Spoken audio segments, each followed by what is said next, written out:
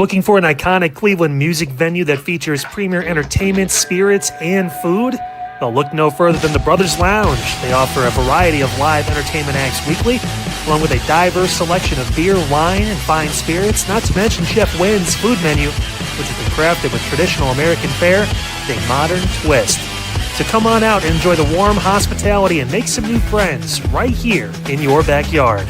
For more information, head over to brotherslounge.com and check them out for yourself at 11609 Detroit Road. That's right near the border of Cleveland and Lakewood. The Brothers Lounge, proud sponsor of the Inside Edge Network, Cleveland's digital leader.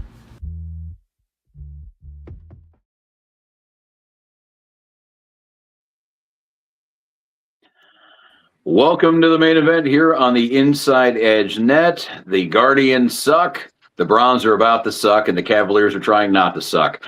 How are we all doing today, gentlemen? We've got Anthony Alford, Eli Moon here. I'm Rob Rozycki. How is this Sunday evening working out for everybody?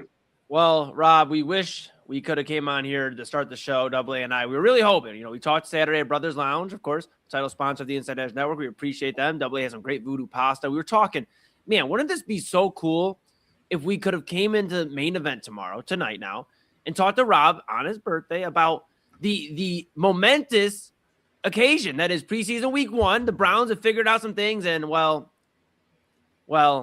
we have more answers that we need to find. I'm doing all right. Besides all that, great weekend. I've enjoyed myself. Had some great food, great people I got to hang out with. I've enjoyed everything, but yeah, when it comes to them, I know we'll get to the Browns. It just more answers we have to figure out, and it seems like more questions. It seems like out of this week 1, at least for me. Double, how you feeling? I feel good. I'll keep my open short because we got a ton of things to talk about, but I feel pretty good. Had a very eventful weekend with family, of course, yesterday, and we got to experience the Browns preseason game together. So we got some thoughts there, but again, enjoyed ourselves at the Brothers Lounge. It was not my birthday weekend, by the way. That's Mr. Rob Rozycki. Yes. But overall, pretty good weekend. Yeah, it worked out well for me. Yeah, I went to a Lake County Captains game yesterday, tried to go to one today, but Mother Nature had other plans. So, I went to the stadium, had steak, and then chocolate cake, and then napped. So, it was a pretty good birthday. So otherwise, not too bad. Enjoy manhood, steak, cake, and nap. Yeah, I mean, I'm sure the physician would not have liked that with my a specific blood sugar count, but we're okay. It's on my birthday, whatever. I had ice cream out of a little mini helmet too. Damn it, I was going to do that. Hey, you deserve it. But yeah, I mean, but it was a nice little precursor to the weird show. I mean, we do have a lot to talk about, and a lot of it is kind of crappy. I do hate, a lot of it is just, again, the way I opened the show here, the Guardians are just kind of flatlining right now. I'll give a couple of reasons why later on in the show the Guardians may not be dead yet, but it's going to take a little bit of a stretch here. And then, of course, to Double A and Eli both alluded to it, the Browns preseason week 1, it is finally here. I believe it's now the next 28 Sundays we will have professional football being played. And this one, even though it didn't count, definitely turned the fan base some kind of way. 34-10. Browns go down to the Chicago or Indiana Bears. We'll figure out what's going on with that. But yes, nonetheless, they lost to a Bears team that was not playing a lot of their starters. And word has it, they had their receivers coach, Antoine Randall L., calling plays the second half. And all they did was score 24 points against the Browns. So I know we'll talk about the defense later. I don't think that's the kind of at the top of everybody's mind right now. But the quarterback situation. We had all 3 major quarterbacks play, at least the ones that weren't drafted this year. All 3 had a turnover. In the case of Deshaun Watson, it was 2 scoring drives he led. How are we feeling about the quarterback, and how has that changed maybe since before this game was played? Yeah, I mean, the quarterback room leaves a lot to be discussed, right? When it comes to Deshaun Watson, and AA and I talked a little bit yesterday, it got a little frustrating talking about Watson because the game plan wasn't structured for him to go out there and necessarily wow with big plays or anything like that. It was structured to, essentially get his confidence going. Like, AA and I spoke on Saturday, and it did that. If you look at the stat line, we'll pull it up here for everybody at the screen. Obviously, you see Deshaun Watson, 11 to 15, the 126 yards. I get it, the 10 points, but a lot of it was off of a 43-yard, break open by Dylan Sampson, and then a few dink and dunks throughout the way. I think for me, and AA may differ, but I think the biggest disappointment for me out of this quarterback room was Shedeur Sanders. And that hurts me to say as a Shedeur guy, but we got to call it how we see it. And, 6 of 11, 79 yards and an interception. The big thing for me, and we obviously have some sound we'll listen to later on, is just how ho-hum he's kind of been about this. And at one point, I can understand, like, you're feeling the pressure. Like, you just want it to be a little bit laid back because there's already a ton of pressure doing this and being in a quarterback battle. But, listening afterwards and being like, well, yeah, I saw the right read. I sailed it. Well, those were things we were having discussions about with certain first-round quarterbacks from 8-9 years ago. Josh Allen had the accuracy issues. The thing is, Josh Allen cleaned up pretty quickly, and the Bills also invested a first-round draft pick into him. Shedeur Sanders, whether we like it or not, doesn't have that same luxury of Josh Allen and other quarterbacks that were drafted higher and have those types of issues. And it's starting to get frustrating because for every, 2 or 3 plays, Shedeur looks good. Like, they're showing the highlights all across Sports Center and everything. There he is finding Luke Floria and great plays. And then just to sail it, basically a drive killer or on alive or whatever you want to say, just a spot where the Browns can't trust that. And that's what's frustrating. You want to be like, well, Deshaun Watson shouldn't start. I don't want him to start. But AA, correct me if I'm wrong. It appears out of all the options right now, and this pains me to say, Deshaun Watson, after 1 week, looks like the safest option. I'm not going to say the best option, but the safest option to at least create an offense that can help Denzel Boston, Casey Concepcion, Fannin, Judkins, and the pieces around at least gain some confidence throughout the season. And that pains me to say because I don't think there is a right answer on this roster at this current moment. But it appears Deshaun might be safer than Shedeur. Yeah, this is tough because this quarterback room, let's just be called for what it is. It's not good. I'll give credit where credit is due. When you put up the stats, you see the stats for Deshaun, and with Watson, when Casey Concepcion scored a touchdown, at that point in the game, he was 8 of 9. He really should have been 9 of 9. Harold Fannin dropped the, point blank ball that he should have caught. Got him. But Bowling Green, give him another chance. That's right. That's right. Hey, listen, we give grace to BG folks here on this show, okay? Yeah, I understand. Thank you. But it was obviously, and I don't blame Todd Monken and the offensive coaching staff for this. This was set up to be a confidence-building game plan for Deshaun Watson. And from that standpoint, it worked. It did. I did notice some very alarming, very concerning traits. And a lot of it, I've talked about it all throughout the year. The game speed is going to catch up to him, and it caught up to him this past Saturday. And I don't think, and I hope this comes with time. Maybe it's just me being a Browns fan, trying to see things for the best, but he's waiting for his receivers to get open. And when you wait for receivers to get open, it's too late. You're not giving your offensive line. I know they were, you got a little bit later in that first half. You got different guys in there. You're not giving them an opportunity to succeed. You're going back to, balls being batted down, the fumble, it's things that you won't get away with against the ones. The problem, though, as Eli just pointed out, Shedeur Sanders is not taking this job right now. He's not. He makes a few good plays. Again, that 3rd and 15 to Luke Floria that Eli talked about.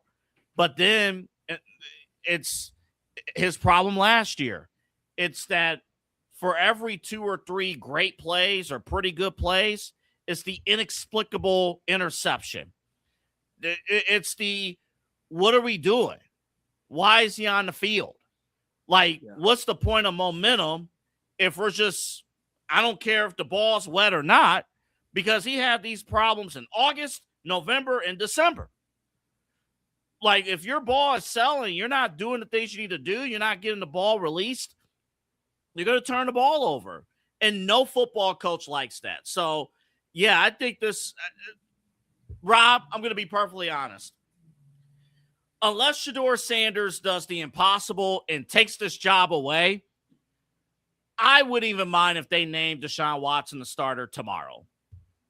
That's, I think, I think that's what everybody was looking for, and it might be unreasonable, but I think it's just the reality of the situation. They were looking for Shedeur to take the job, to not be. I think we all kind of realized that if it was a tie or if it was just, hey, we're going to go with the least damaging option, it was going to be Deshaun. Shedeur is not the safe option in any of these scenarios.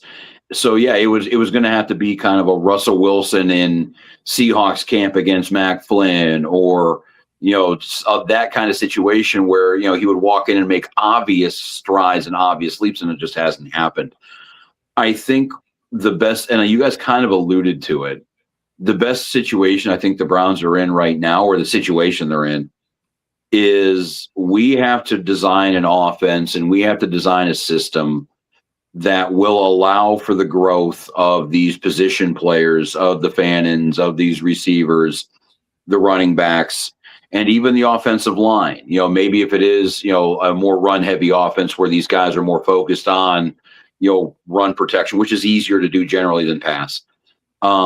Where you can find a system that is going to be developing these other pieces and maybe not so much worrying about a quarterback, basically keeping a seat warm for one of these college quarterbacks, whoever, coming on in next year. I think unless we are significantly surprised, unless one of these dudes gets into a regular season game and there is an honest to God shift between the practice field and the bright lights of an actual game, which could happen. I mean, I'm not completely outweighing that.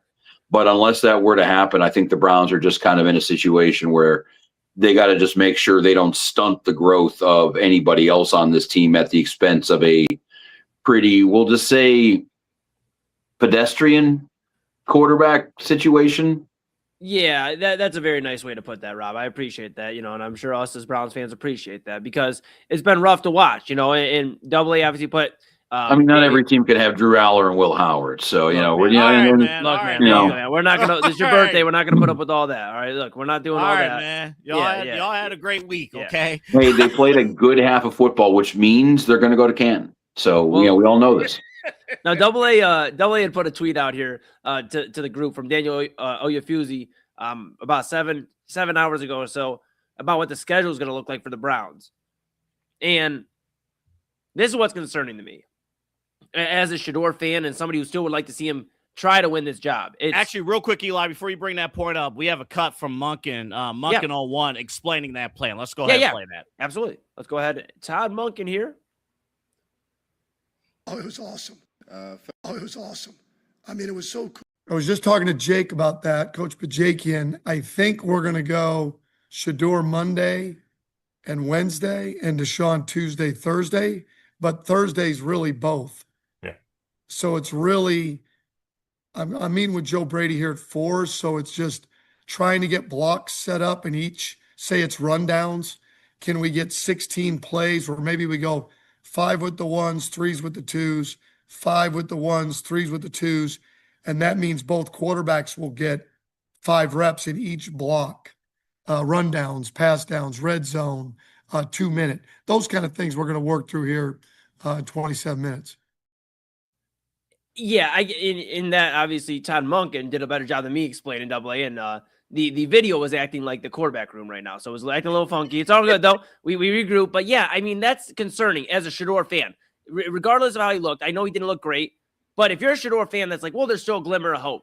The fact that this is being split the way it is right now, and Deshaun, and W actually made this point in pre-show about Deshaun getting the pads. Like Shador's going to get in there with the helmets or the shells, and then you're going to get Deshaun there with the ones with the pads.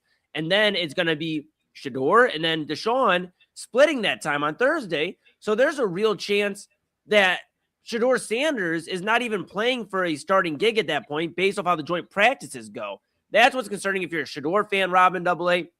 And the other thing to take away from all this is if you're looking at this and going, if you're rocking with Deshaun Watson or whatever, believe he's the best option, there's still fear to have there too. This is not a clean, hey, this is the guy, it's clear for this year. Because to AA's point, you saw the timidness in terms of when the pocket collapsed, he started getting timid. That's a guy that's been injured multiple times. Last time he's been on the field. You saw the timidness. You saw the delaying to get to his open receivers, open guys, whoever. That's concerning. So to your point, Rob, you would hope they can help the offense and grow this offense along. But I don't know if there is an option that really grows this offense. I think, and it sounds terrible, but it feels like this is survive to 2027. See what you got, what's kind of left on the puzzle board for 2027. Because if Shador Sanders, who I've been going to bat for, AA as well, and a bunch of people on the network is saying, I don't want this job essentially by how he's playing when he gets these opportunities. And Deshaun Watson's not going to be a Cleveland Brown next year, more than likely. Then you have no other choice but to kind of see how you can just kind of salvage the pieces, like you mentioned, offense, see how the defense grows and move forward. But it's concerning because I don't know if either guy really truly advances the rest of these pieces. But that's what Munkin's job is going to have to be is because you don't. The worst case scenario isn't a dog shit season. The worst case scenario is a dog shit season where all of a sudden you start having different opinions of guys, these two receivers that were drafted, or Judkins, or Fannin, or Schlesinger, or any of these defensive pieces. You got to make sure that whatever's happening at quarterback and whatever deficiencies you have there does not spread like a cancer throughout the team. We've seen it happen before where we've had these end of season runs where these players just don't look the same. They never look the same. They're no longer first round picks anymore. They're just another guy, and something kind of happens either in their head, coaching wise, on the injury, whatever. They just got to make sure that, they can either, have these guys develop or at best nullify any damage that will be done to them. Yeah. And the other part that is concerning where it's going to be squared on the quarterbacks, I don't know. I was not impressed with our offensive line in terms of running the football. No. So if they can't create running lanes for Junkins or anybody else that's in the backfield, like we got to utilize our guys in space and do that. Now you're looking at, depending on our quarterbacks, to throw 40, 50 times a game. Well, and it's going to have to be kind of built as an opposite of a normal prototypical offense. They're going to have to throw the ball just enough where, whoever they're playing is not going to line up 8 guys, 9 guys in the box, because it doesn't matter what the offensive line is doing at that point in time. If you're outnumbered almost 2-1 in that situation, you're going to have a tough time. So, whatever it is, dink and dunk, use the tight ends, whatever it would be, slant routes, screens, whatever it would be, to kind of at least spread the field out enough to make sure the running lanes are still kind of there and the offensive line does have a chance. Yeah, but the fearsome thing with that too, I've been thinking about this throughout camp in terms of the offensive line, is you've seen Spencer Fano getting a competition with DeJuan Jones and other competitions in the offensive line positions. What's more important? And I truly ask this. What's more important? Offensive line competition or continuity? Because this is an offensive line, at least the projected starters coming into camp, that has never played on the same line together. They need continuity. They need reps. You're going to put a rookie out there at left tackle in Spencer Fano. We've seen how it's gone with one rookie left tackle after Joe Thomas. It hasn't been very promising, and I have high hopes for Fano. But what's more important, guys? It's like, is it the continuity and getting these reps? Because I've been curious all along that why Fano's splitting with DeJuan Jones and all this is going on. Okay, I get the competition. DeJuan Jones, all respect and love. But let's be clear. He got benched, and then he came back. He got injured, he got injured, then he comes back, gets benched because he can't keep his job. I mean, there's multiple times this guy's lost his job for one reason or another. I don't know if doing a competition at certain positions has benefited the Browns, at least at offensive line. I believe there should be some sort of continuity. This is a line that is going to be fresh. And right now, to Double A's point, they didn't look very promising out there on Saturday, and that's concerning. Whether it is Deshaun, who, again, looks timid when there starts to become pressure in that pocket, and for Shedeur, who last year didn't really want to wait in the pocket. That's one thing I'll give him credit for. On Saturday, Shedeur wasn't running outside of the pocket, wasn't trying to scramble out of situations and throw something errant. I know he had the interception, but there was a lot of times he stayed in the pocket. But regardless, you can't have an offensive line that doesn't have fluidity together, because that's going to cause issues. We talk about it all the time with different NFL teams and, of course, the Browns. When an injury happens in the regular season or somebody has to get benched, there's always that growing process, in pains of working next to the guy that maybe wasn't playing left guard next to you the week prior. I think the other thing, too, and I agree with those points. I hope, by the way, Eli, I hope the joint practices with Buffalo later this week will solve some of those issues, or at least we can see what's going on. I think now with the way the preseason is, with only 3 weeks instead of the traditional 4, you really don't have a true evaluation really of anybody, right? Like when the game started, Deshaun's out there and you start the game with 3 straight running plays. Okay, we kind of see how this is going. We're going to have a game plan that's protecting Deshaun Watson. So I can't even give a true fair assessment of Deshaun Watson challenging a defense. I can't. Because they didn't give me a game plan to allow that to happen. It was a protect Deshaun game plan. Preseason's hard with that, just with any team now. Well, and it's hard too because Chicago, I think they announced Thursday Caleb Williams wasn't going to play, right. And then it turned out on Saturday a lot of their starters didn't play. Yeah, so, Tyson Bagent and Case Keenum was basically the quarterback deal they were playing with. And then the worst part about this, all right, so we got Buffalo this week. The worst part, who's going to play on Saturday? What evaluation are we as fans going to see on Saturday? Because all the ones are going to participate in the joint practices Thursday and Friday. Who's left for Saturday? And then at that point, which evaluation are we going to go? Is Tom Monken going to give the same, let's give Shedeur Sanders confidence game plan that he gave Deshaun Watson? Probably not, because if you have that game plan, Shedeur's not getting the job. Well, I think with that too, and then I'll hand it off to you, Rob. I just think with that, Double A, they understand they have a glass house with Deshaun Watson. The Browns understand they have a glass house. And fair or not, again, I'm not a Deshaun Watson fan. I've never been a fan since he's been here, but I believe the Browns believe that he is obviously another injury away, whether it's in preseason and he runs, a drop back and gets hurt there, from them not even getting to trot him out there in the regular season. So as frustrating as it is, as Browns fans, watching that's why they're doing that game plan. They won't, in my opinion. I'm curious your thoughts, Rob, and I'll hand it to you here in a second, but just curious what they do with Shedeur Sanders, because they're not necessarily worried about injury history or anything. I think he's going to have to go out there and ball out, have a crazy performance for however long he's out there for this to be even a discussion going into week 3 for the starting quarterback of week 1 of the regular season. But Shedeur's going to have to ball out, Rob. Because we keep on forgetting all the time, and despite the notoriety, despite the personality, despite all of the attention coming into the league, can you name me a 5th-round pick quarterback that didn't have to absolutely ball out to get the starting job? I mean, that's the reality of it.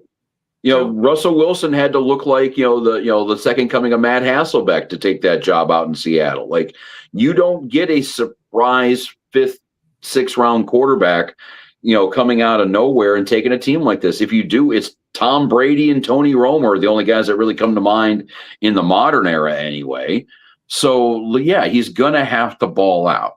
And the other thing the fans are going to have to understand, it was something the media had to understand last week with the whole practice schedule kerfuffle. We want an evaluation. The fans definitely want to see what this team is going to look like and want to see what we're going to be working with Christ, until New Year's weekend. So yeah, I understand there's something, we do want to see. And the media, of course, wants to see what's going down and get their evaluations done to let us know what's going, to let the fans know what's going on. Right. But the process, and as much as you want to make the fans and the media happy, this process isn't about us.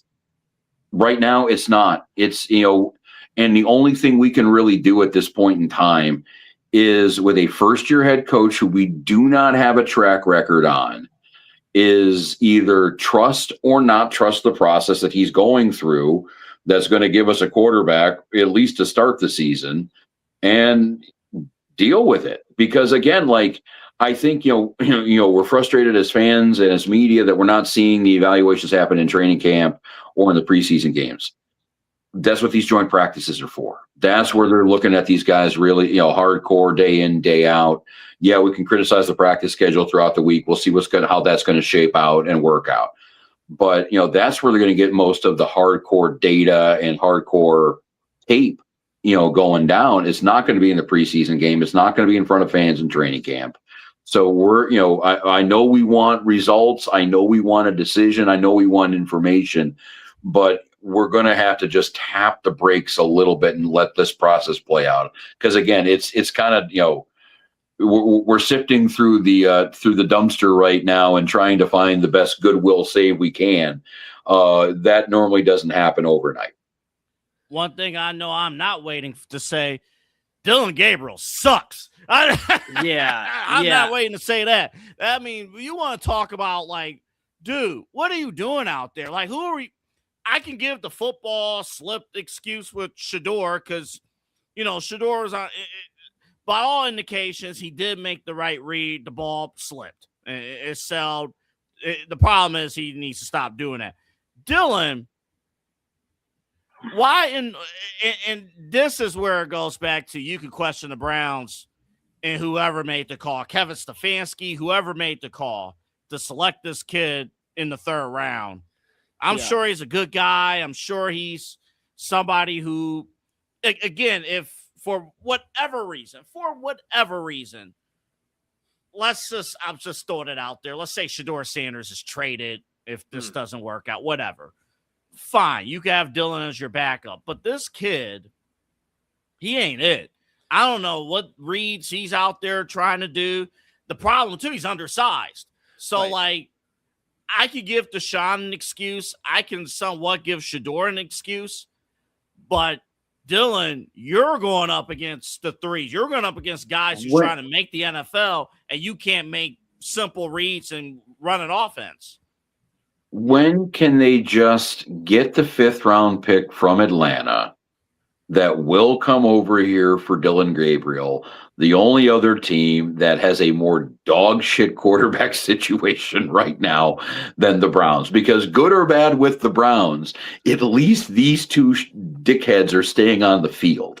At least we haven't had to get the card out yet for either one of them. Atlanta, you got, the dude who has 4 ACL surgeries and the dude who has that many severe concussions. So trade him to Atlanta, give him his BFF back and Kevin Stefanski.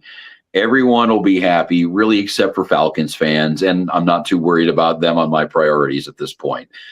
So just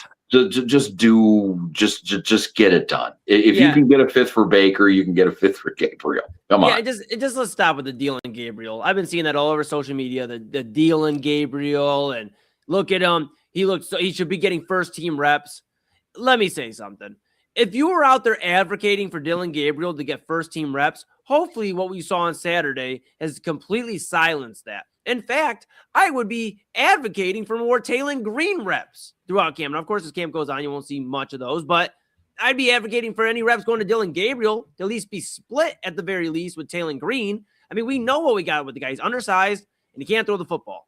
I mean, at least to our team, he throws to the other team very well. So that's frustrating. I will say this too. I know we're up against it here. I want to just bring up one final point, and I'll hand it back to you guys. I saw some news come through the wire. I was late night. I was awake. I'm up to 3, 4 in the morning, and I saw Marcus Mariota was injured yesterday, and we'll He see has a lot of gray hair now. Did you notice that? Dude, Like, he looks old. think about Really? this. He played in the national. Yeah. Marcus Mariota? Yeah, Yeah. he played in the national Was he championship game. just in college like yesterday? No, 2015. I gotta find this.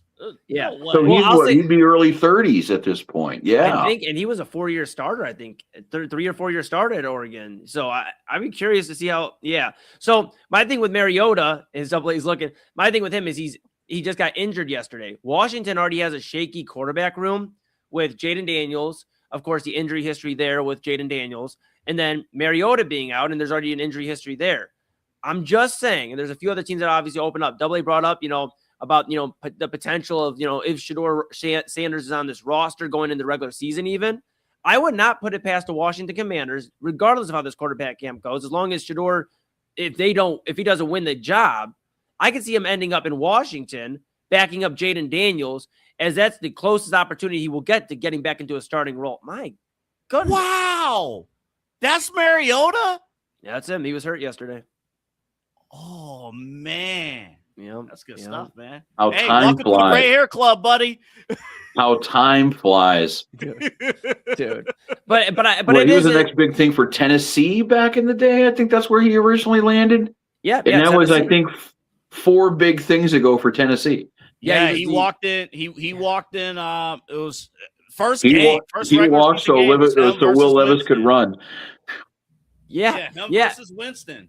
yeah. Number 1 versus number 2 overall pick. Marcus Mariota, number 2 overall pick back then. But I think there's going to be a time where the Browns have a decision to make with this quarterback room. Obviously, we talk about Dylan Gabriel, and that's more of an afterthought. But I do believe there's a stronger possibility, and we'll know throughout this week and after Saturday, what Shedeur Sanders' future looks like with the Cleveland Browns. Because, I don't mean to jump to conclusions. It could be as over as by the end of this upcoming weekend coming up, because with the injury to Mariota and that shaky quarterback room in Washington and other rooms still having some up-in-the-air stuff with their backups and even some of their starters, they might look to bring in a guy that they could just go, hey, it was Cleveland, it was a rough situation, we're bringing them in here. I'm not putting it past the Browns to move off them and just cut their losses, even if it is taking a 6th or a 7th rounder for him. I'm not looking for Shedeur to go to if he were to go on the trading block, though, I'm not looking for him to go to a team that is looking for a backup quarterback. I don't see him as that right now.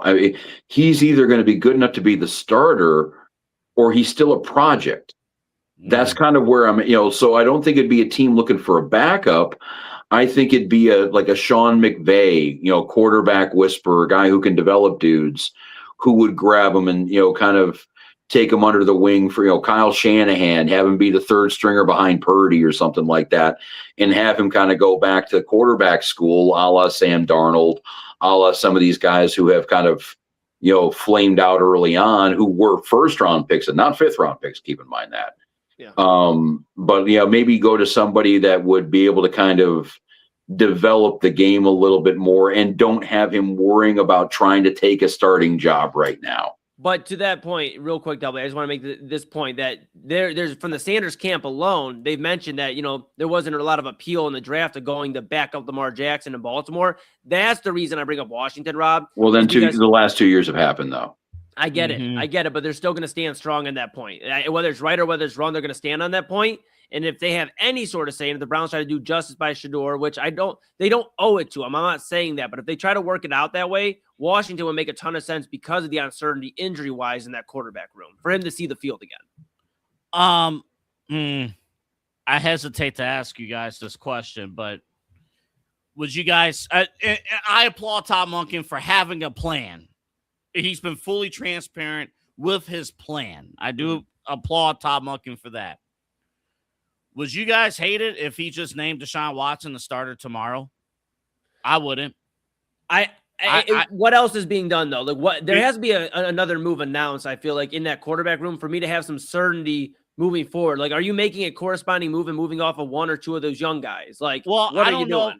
I don't know if you need a corresponding move. I think right now, if we're talking about your guys needing as much reps as possible, like in my eyes, from what I'm seeing, I think they know who QB1's going to be.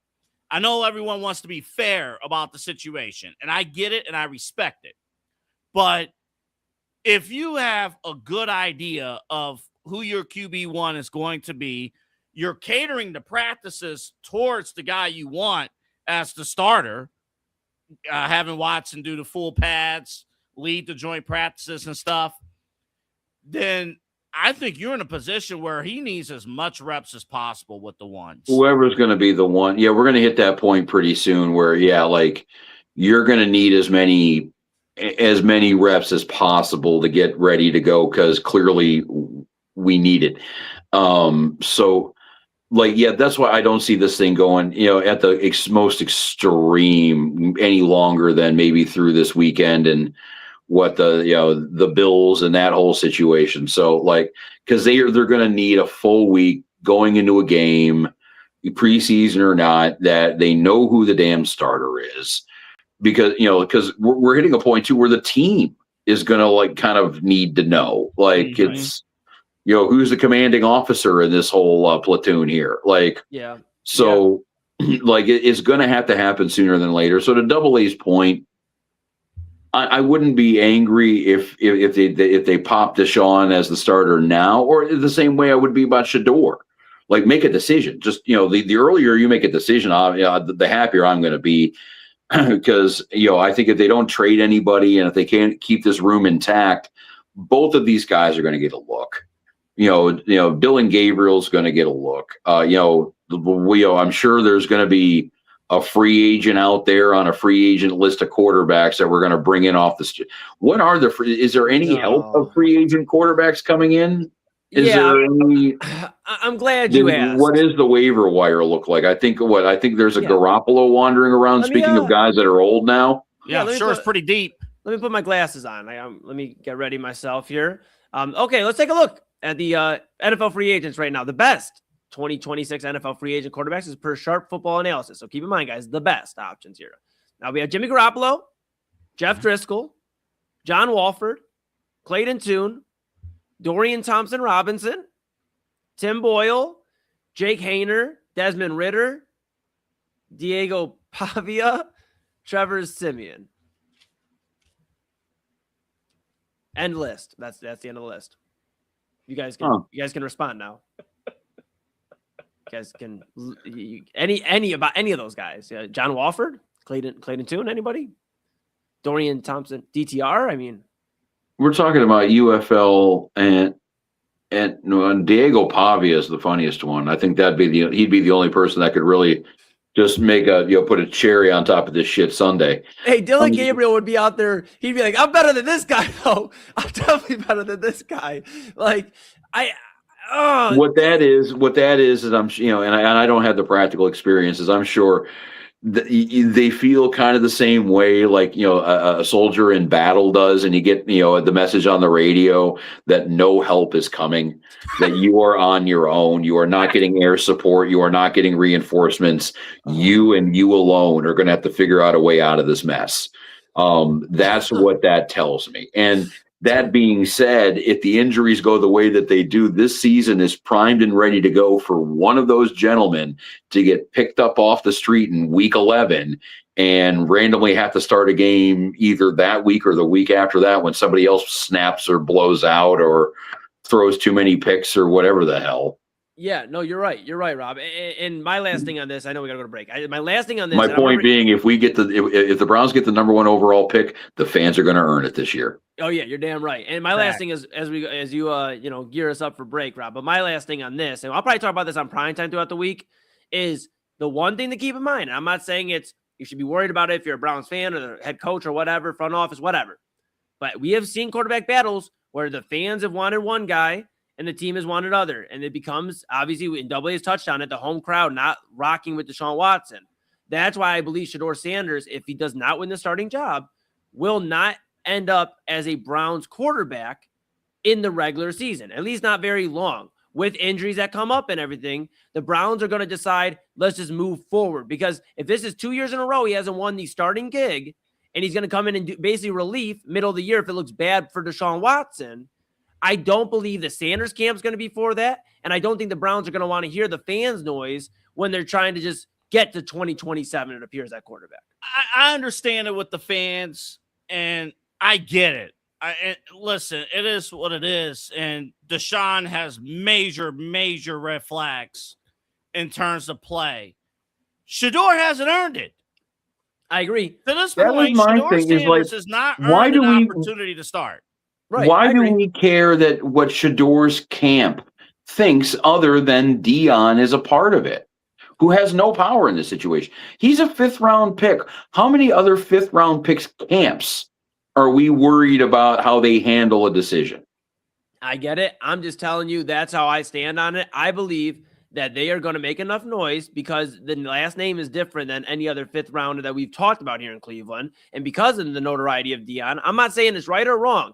I'm telling you, though, I don't believe, my personal opinion, Shador Sanders will be on this roster past week 1, if he makes it there the regular season, as a Cleveland Browns quarterback because of necessity at different quarterback rooms in the NFL. And the Browns are going to want to hear the backlash of fans and them calling for Shador every home game. They're not going to want to do it. They had that same thing happen in the past. I get different regimes, but they've seen it happen in the past. So they're going to want to probably get off of that and just move forward with a clean slate. And they've talked about it, and other reporters have mentioned it before, where Dylan Gabriel serves as your normal backup. He's never going to, you hope he never sees the field, but he's a guy who's just going to keep, kind of following the starter's lead. And then you have Taylor Green then as your project. You want to talk about projects? I'm agreeing with both of you when it comes to Shador hasn't earned it. I get it. I just don't think the Browns are going to want to hear the backlash throughout the regular season if they go with Deshaun Watson. And I'm kind of with you, Eli, for this reason, because what is Shador Sanders' camp going to think about it? Is what is Parker Brailsford's camp going to think if he doesn't get the starting center's job? Is the juice really worth the friggin' squeeze right now with both of these guys? I mean, for different reasons. I'm not trying to compare anything that either one are doing to each other. But that's the problem right now, is that there is just so much bullshit associated with both of these guys that we're so freaked out about, how are they going to take it? How is the fans going to do that? We are talking about a 5th round pick, and we are talking about a quarterback that hasn't looked like an NFL quarterback since the pandemic. Right. That's what we're talking about. What the last time Deshaun Watson was any good, was Andrew Luck still in the league then? That's how long we're talking here. Colin Kaepernick was still in our minds when Deshaun Watson was a good quarterback. So ultimately, hey, look at you. You're lucky that you signed the worst contract in football history that guaranteed a boatload of money and guaranteed you basically a roster spot on this goddamn team. You're a 5th round pick. And like any 5th round pick in the NFL, you should consider yourself lucky you're employed your 2nd year in the league. Look at the numbers and how many guys are here today and gone tomorrow. Bro, both of you are lucky to be here. Both of you are lucky to have a chance. One of you is going to be the starter. One of you is going to be the backup. I have a feeling that order is going to change periodically throughout the season. Deal with it. And by the way, what are we doing? This is all bullshit drama. And the Browns, at least their social media team, they chose violence on Saturday morning when they had their post, hey, 1:00 kickoff, and it was just Deshaun Watson.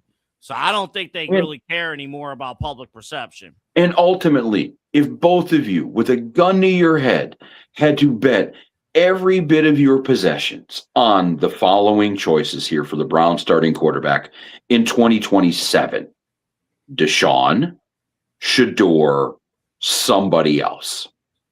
Yeah, I mean, my mind is... So we're ultimately doing this for a Band-Aid. Yeah, my mind is... That's what and I said it on Prime Time last week. I said, it appears the way the Browns are handling this training camp, their mind is, what you kind of touched on earlier in the segment, Rob, about growing the rest of the offense under Todd Monken, seeing how this defense looks post Myles Garrett, and gearing up for 2027. And the hopes is that they can land their quarterback, whether it's a top draft pick in 2027, or there'll be some names out there, depending on how they do this season with their current teams, CJ Stroud, Baker Mayfield, other guys out there that you at least can have a conversation about. But it appears, the best thing you could hope for as a Browns fan offensively is that Denzel Boston makes a crazy rookie year jump, Fannin makes a jump, and those things like that. But that's where I'm at. What we are worried about right now is the brand of a spare donut tire. That's what we're worried about, something we're going to put on the car and make sure the damn thing just stays on 4 wheels long enough to get to the next pit stop and get some work done on this son of a bitch. Like, I understand we, as football fans, as Browns fans, we want to talk about, the news of the day, and this is all we have. I get it. This is the team we're rooting for. This is the team we're following. I get it. But we have to take a step back and understand that, like, the chances of either one of these guys being a long-term solution for this team is 0 to none. Do we want to get a good look at these guys? Yes, we do. Do we want to make sure that the offense doesn't get completely stunted and completely screwed on their growth? Yes, we do.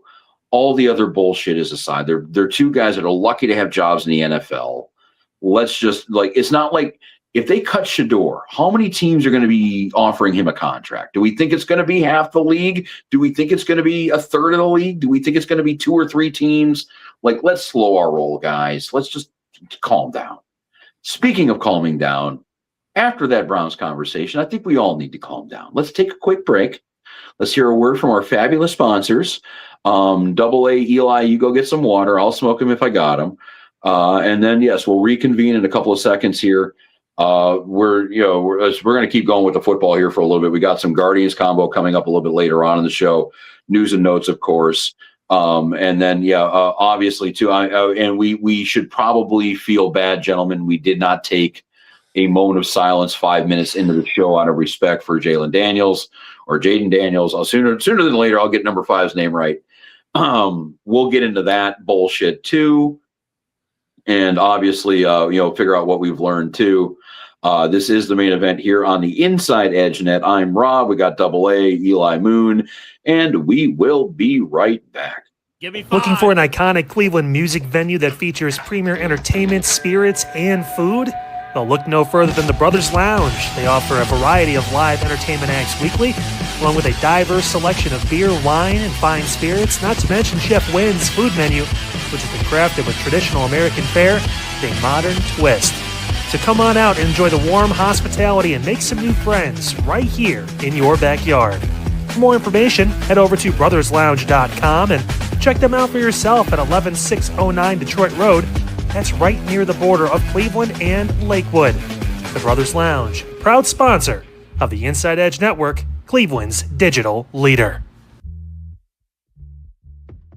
Key On Sports is the leader in Ohio high school athletic coverage in written, print, and video streaming.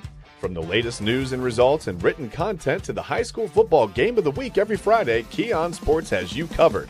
The vision of 15-time published author Vince McKee has become the most trusted site in Ohio high school athletic news. From podcasts to player profiles, Key On Sports is your one-stop for all of it. Visit them today at keyonsports.com or on YouTube at Key On Sports. Check out their socials on Twitter and Facebook as well. Please support the new Inside Edge Network by liking, subscribing, and following us on your favorite social media platforms. That's at Inside Edge Net across Facebook, TikTok, YouTube, X, and IG.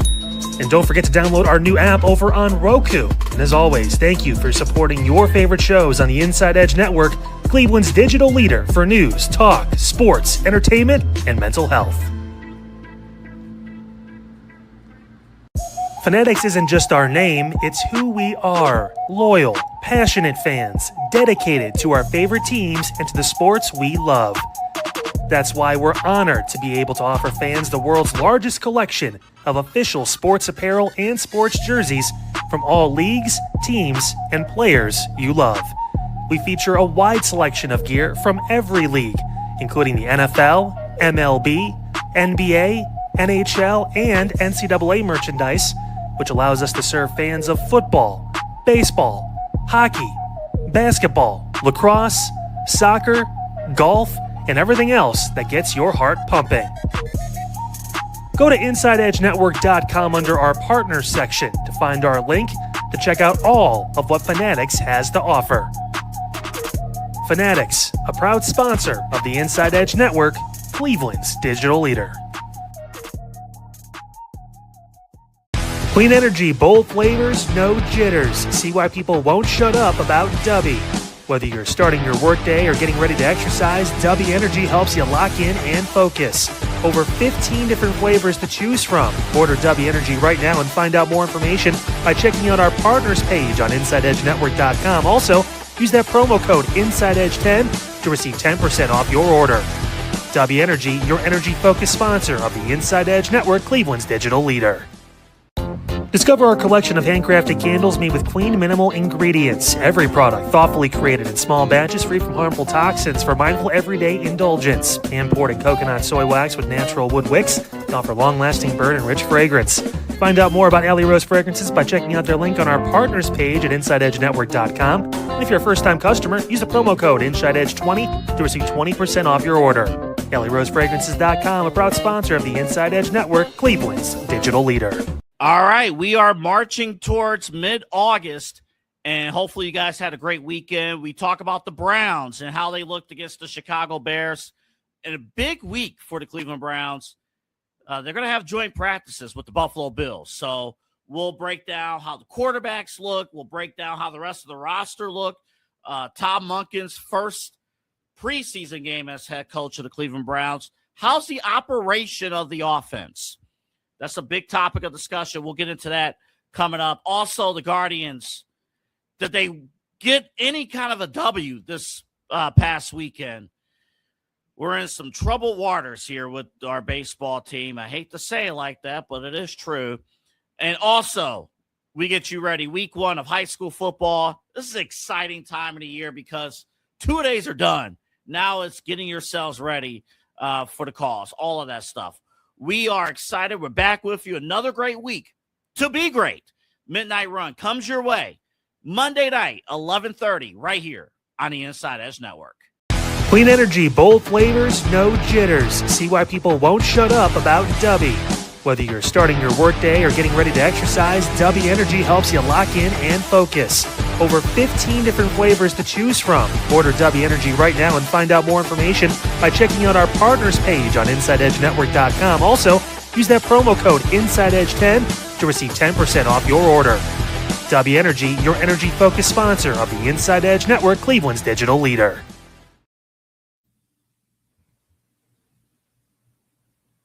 Hey there. Welcome back to the main event on the Inside Edge Net. I'm Rob. We got Double A, Eli Moon. And yes, we had a much longer than anticipated Browns quarterback conversation again. By the way, I figured out that we missed out on an advertising opportunity. We should have reached out to some sort of dumpster or waste management company to sponsor our weekly update on Browns quarterback drama. But nonetheless, here we are. We live and learn. Yeah, we still have time, Rob. We still got 2 weeks of preseason. Yeah. Oh, yeah. This is going to be up and down. And I would anticipate pretty quickly, too, that we're going to get some sort of power ranking list for college quarterbacks coming up very, very shortly if we are right in our talent evaluation process as fans and people that cover the team. But nonetheless, we got we were going to get to the Guardians here real quick, but just NFL-wide, did you guys notice with the rookie quarterbacks around the league? We got Mendoza now in playing for the Vegas Raiders. We got Ty Simpson also out west in LA. Do we count Will Howard as a rookie because he had that injury and never really played all year, and we never really saw him? But he's out there with Medina's own Drew Aller for the Pittsburgh Steelers. Like, all these younger quarterbacks are looking good, and I'm noticing the Dan Orlovskis of the world and the other talking heads are anointing this class as now maybe an underrated quarterback class or maybe a sneaky good quarterback class. Or are we taking any stock in this preseason debuts? I mean, these guys are one game in. Mendoza, I heard the stat that I loved was he became the first quarterback drafted number 1 overall to throw a touchdown in his debut since Baker Mayfield. Mm-hmm. So are we taking this as real data? I mean, they look good. I mean, you can say they all look good. We can run through all the numbers, but they all were amazing completion percentage, responsible for a couple of scores apiece. Yeah. Like, do we take that as oh my God, we might have been wrong, or do we take that as, bro, it's August 14th and we're only a scant 7 months away from the Super Bowl? So you have to walk a fine line, because I'm going to be very clear with both of you. I was there at Cleveland Browns Stadium back about almost 10 years ago. Deshaun Kaiser got some very significant preseason time that game. Yeah, and that guy. he ran a touchdown in, and he like hyped the fans up. I was up in the upper section. He's throwing his hands up. Come on, get loud. And I'm like, come on, man. This is literally what we need. The luck of the Irish. He's a Notre Dame quarterback. We got him this time around. Brady Quinn didn't work out so hot, but this is the guy. He wasn't the guy. So you got to be careful, obviously, when it comes to – yeah, he was not the guy. But you got to be careful when you consider, obviously, preseason play in these rookies and these younger quarterbacks. It's good to see them doing what they're doing if they're playing well, and it's obviously not good if they're not playing well. But shouldn't factor too much into it. I think it's a matter of who they're playing against, what string. Are they still going up against the twos or, threes? What's it look like there? And can they kind of carry a string of momentum? But ultimately, it's never going to really matter truly until you get a regular season rep, because we talk about the difference from training camp to preseason, the regular season. There's a jump throughout all of that. So these guys would have to go through that. That's not to say Fernando Mendoza, because he looked good, isn't going to look good when he gets out there in the regular season. In fact, I was reading reports that Clint Kubiak was mentioning about maybe even giving him more first-team reps to kind of get him rolling a little bit more. So, yes, the good are going to look good typically, but I would say more so towards like your sleepers and your third, fourth round picks, those guys, be careful. Don't get Deshaun Kaiser fooled. Don't be fooled like Eli Moon, going home and calling your entire family and saying, we have the guy, Deshaun Kaiser. We had Kozar, now we have Kaiser. It was bad. But just be careful. Are you kidding me? You can't. I can't wait to see the Las Vegas Raiders and the Pittsburgh Steelers in the AFC Championship game. Come There on. it is. Let's There go. it is. There it is. There it is. My goodness. There it is. Let's go. Let's get after it. Hey, listen, all kidding aside, it's all about, you got to put something positive on tape, give these guys confidence. I mean, can they do it again next week? That'll be the real question. Can they do it again, in week 2 of the preseason and maybe week 3 if they get an opportunity to play? You go from there. I mean, I get more upset about seeing those performances because I know what our quarterbacks did here in Cleveland. They didn't do any of that. So, Drew Aller. And listen, folks. Oh, don't do it, double A. Spade. Boris Sanders won some critical games late last season. Might have had a different quarterback in the room. Well, games. I think the question of which option at quarterback for the Steelers next year would annoy Browns fans more, Medina's own Drew Aller, Ohio State's Will Howard, or possible free agent to be Baker Mayfield. I think that would be an interesting conversation to have at a later date. However, what's up? No. I was just processing what you just said. You're good. Yeah, just processing. I just got a migraine processing that question. Yeah. Worries. It'll be the Steelers fracking Ohio yet again for football talent and trying to win a couple Super Bowls with it. It'll be awesome for everybody here in Northeast Ohio.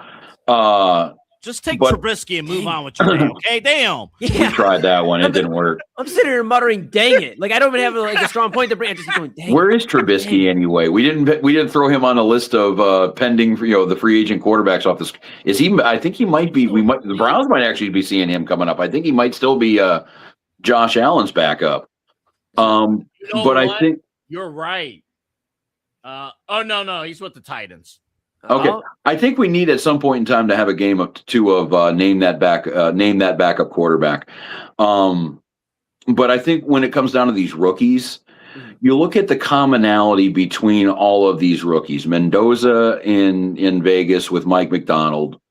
You look at McCarthy out there with the 2 Pittsburgh quarterbacks. Sean McVay with Ty Simpson. I think it's more of a compliment to a coach's ability to get a quarterback up and running for a game quickly. I think all four of those guys are known for being able to develop quarterbacks. Sam Darnold is why McDonald got his job in Vegas at this, or no, well, no, yeah, we're talking the OC. Yep. Yeah, Clint Kubiak. He was the quarterback whisperer out there. So that's, so you do have a lot of, good coaching, quarterback coaches with those guys too. So I think that has something to do with it too. Yeah, and also in all those starting quarterback rooms, none of them are having to really worry about probably seeing the field if their team decides not to have them see the field. Aaron Rodgers, as long as he stays healthy, will be the starting quarterback for the Steelers all year long. You look in Vegas, they've already talked about a slow road, despite the talks of Kubiak giving more first-team reps throughout camp to Mendoza. You're going to see a lot of Kirk Cousins. That's their plan, is Kirk Cousins, who's, I guess, feisty throughout camp, him and Max Crosby duking it out. But you have Kirk Cousins there, and then you see some of these other quarterback rooms where they have certainty in play. So they're kind of also playing with, hey, I don't have to go out there and win the job. It'd be nice to, but in Mendoza's case, he's going to eventually get that gig. He's a number one overall pick. Will Howard and Drew Aller, they're waiting on essentially the end of the season for Aaron Rodgers to retire so that they can have their opportunity to become the next guy. So they're not feeling the pressure like a Shedeur Sanders is feeling, where it's, I can win the job, and if I don't win the job, I may never get a chance to be a starting quarterback again. There's an opportunity here with these guys where they're just able to mature in their systems. And to your point, Rob, under coaches that have been able to develop and bring the most out of their quarterbacks.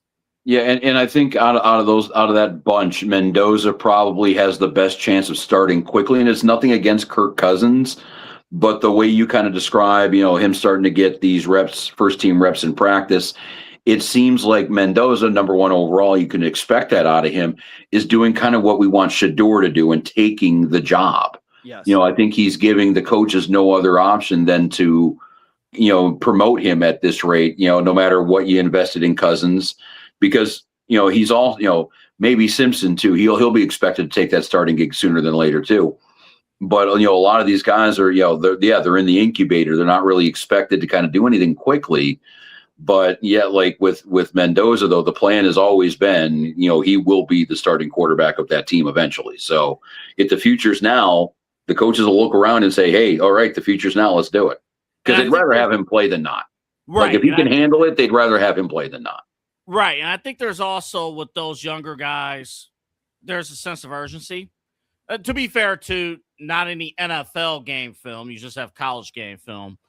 Compared to Shedeur Sanders, you do have NFL game film. But there is a sense of urgency with those guys stepping in. Like they know their role, but they don't want to listen. Mendoza's not going to be there just to be the backup. Like he's there to be the starter. Like there is a sense of urgency that these younger guys kind of showed there. So it makes it interesting. Good performances by those guys. Certain teams can have this conversation. Others, like Atlanta, cannot have this conversation. No. And No. and Rob, to your point, and Eli, to your guys' point, it goes back the other way, where coaches that have credibility building quarterbacks, they're reaping the benefits. Yeah. Coaches that falsely have credibility building quarterbacks and now are getting exposed for not being able to build quarterbacks, you're seeing that play out too. But I'm not going. If we're going to go for the Browns to a second, I'm not going to put the Browns in that second column because again, you got a coach right now in Munkin who's not really known for developing quarterbacks. You have and really again, what can you develop with this situation happening? I wasn't blaming the Browns. That was a shot at the Atlanta Falcons and Kevin Stefanski. That was a clear shot down. Dog shit, dude. I mean, like. We talked about for a half a second that first segment, but yet, I think the only fan that has more dismal hope right now over their quarterback spot would be Atlanta fan. I think, you got the, Michael Penix, I'm rooting for him. I hope he does well. It's a great story, but we're talking about 4 or 5 major knee surgeries. We're talking about a bevy of other injuries. And then we have Tua who, let alone the concussions that we've seen on a very, very public level, had that hip injury at Bama, has had, arm, issues too throughout his career. Like, he's been banged up too. And I think it was one practice in, it wasn't even a game in, that both of those guys were on the IR and they were on the injury report, and they were already signing, guys off the street. Yeah, and it's crazy to think, I just can't wait to see how quarterback whisperer, quarterback guru Kevin Stefanski figures it out. Clearly he has a plan. He's probably gonna have to go watch the film or something and figure out where to go from here. But yeah, I mean, it's a mess in Atlanta. It's a mess in Cleveland. And I can't lie, guys, I'm a little bitter here tonight. I'm a little bitter because I remember what it felt like to get your first round draft pick, you're a highly touted quarterback, or at least a quarterback you felt very strongly with. And you go, you know what? This is the future. This is a top first, second round guy, maybe a third, early third. This is our guy. This is our guy. And you know what? The Raiders are doing it the exact right way. We're talking about a few of these young situations. I do want to just highlight the Raiders because they remind me, and I know you're going to laugh because we don't remind teams of the Browns when they're doing good, but when the Browns had it together in a good way, when they put the line in front of Baker Mayfield, they got a veteran quarterback in Tyrod Taylor. They had, I'd say a better receiver room than Vegas right now, but they had receivers there, and then they had a young running back, and the tight end was there too. Vegas is following the model of, well, hey, it's worked for other teams, and if it happens faster, to Double A's point, so be it. Obviously, Mendoza would like to start eventually. That's why he's in the spot he's in now. But they have a very foolproof plan in Vegas. In Pittsburgh, I'll give you credit, Rob. They're not foolproof because you have an older coach in Mike McCarthy, and you don't know what exactly it's going to look like after Rodgers. But at least they have something there where they feel very high on Drew Aller after Saturday, or this past week, and even Will Howard a little bit. And then you look at some of these other quarterback situations where you're like, man, they feel good. Like the Rams even feel good about maybe life after Matt Stafford. Is it Ty Simpson? And then here comes these bad situations. And it frustrates me that once we were that team that was like, hey, we got our first round pick. This is our guy. We're going to build around and we're going to do something. And so I'm just a little bitter tonight. Forgive me. But I'm watching the Raiders literally build it from scratch the way the Browns had done it 6-7 years ago, and it frustrates me. Well, it should be frustrating, but I guess the bright side is I get with the way this team's kind of tracking right now is that you're about ready to start that process and start it again. You're watching the beginning of that now. You're looking to see, what's going on in college. You're looking to see what pieces you have on the offense that are going to be able to work well in the future. You're going to see if Rutenberg and that defense can hold up. And if he's going to be, I'm not going to expect the same kind of Jim Schwartz level right from the outset. He's a brand new DC, but, can he do what he's doing? The kid they picked up for Myles Garrett, is that going to be a good addition to the team? So you're going to be, we're starting that process now with a GM and Andrew Berry, who looks like all he needed was about 6 NFL drafts to figure everything out. And now he's doing it correctly. So we'll, there is some hope with what is happening, but I think with here, we can't have hope for a playoff run or a Super Bowl run. We just got to hope that this team is set up next year, either with the number 1 overall pick, with a good draft position and a good roster around it for whatever quarterback's going to come on in. Yeah, and I guess the only, and my final point on this is my only frustration, though, is a lot of those teams we've been mentioning throughout this segment cleaned house, or at least get a complete revamp, whether it's front office or head coach. Yeah. And I know the Browns have a new head coach with Tom Monk, and you couldn't do any more years with Kevin Stefanski. It reaches the end of his tenure. But I brought this to Double A's attention throughout the week, even last week, off air, on air, about Andrew Berry. And I'm concerned still in terms of the quarterback position with Andrew Berry. I have no doubts that the draft class he had this past year, was phenomenal on the field. I think that this draft class will be pretty good. But can he spot a quarterback from the draft, from free agency, from whatever? So yes, Rob, we are gearing up for ideally that kind of situation, but you get one chance. And I don't know if I want Andrew Berry being the guy to get that one chance, because it could be another 3-4 years of middling football, being bad but not bad enough. Well, and do it again. He's going to be the guy. Yeah, and the one thing I'll point out too, I think he'll get that opportunity because it was a team effort in bringing in Deshaun Watson, the worst contract in NFL history. And the reason why Andrew Berry is with this team now is because of this draft class and last year's draft class. Right. So I think Berry unless the Browns go 0-17, Yeah, I think Barry will get an opportunity to draft or select, if it's a free agent, a quarterback in 2027. It doesn't even have to. The roster looks very promising. Sure. I don't think I don't know. I think 0-17 might. I think 0-17 might cost Monken his job before it costs Barry. If this draft class keeps tracking the way it does, yeah, Barry's a lock. He's going to be around. And yeah, you are right though, Eli. With you better get this decision right because you're not going to get another swing. No, this is it. So. Yeah, but at least with that, who knows where the Browns are going to be picking. If it is number one, it might be an obvious number one overall. If it is Eli's boy, Dante Moore, if it's, a Manning prodigy here, whatever's going down with that, or somebody else that we're not even thinking about. Nobody thought about Joe Burrow as the number one overall pick before that season started either. So with the way college football works, who the hell knows? But yeah, I mean, and we'll see with all these quarterbacks too. Again, we'll just see. We got to talk about next. Yeah, we'll pause. And while we're talking quarterback situations, I'm sure everyone is acquainted with the story and the memes around the Commanders quarterback, Jayden Daniels, with the number 5 and LSU. Apparently, a cease and desist order has been issued to Louisiana State University about the name, image, and likeness of the former Heisman Trophy winning quarterback.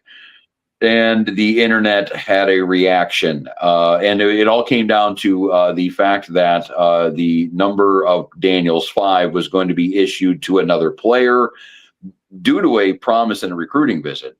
But he did not enjoy the disrespect of his number being recycled so quickly. And yes, the internet definitely had a reaction to it. We will react to it coming back and see. I'm pretty sure we're all going to agree where the internet was kind of falling on this one. But yeah, this is the main event on the Inside Edge Net. We'll talk Daniels. We'll talk a little Guardians coming up next.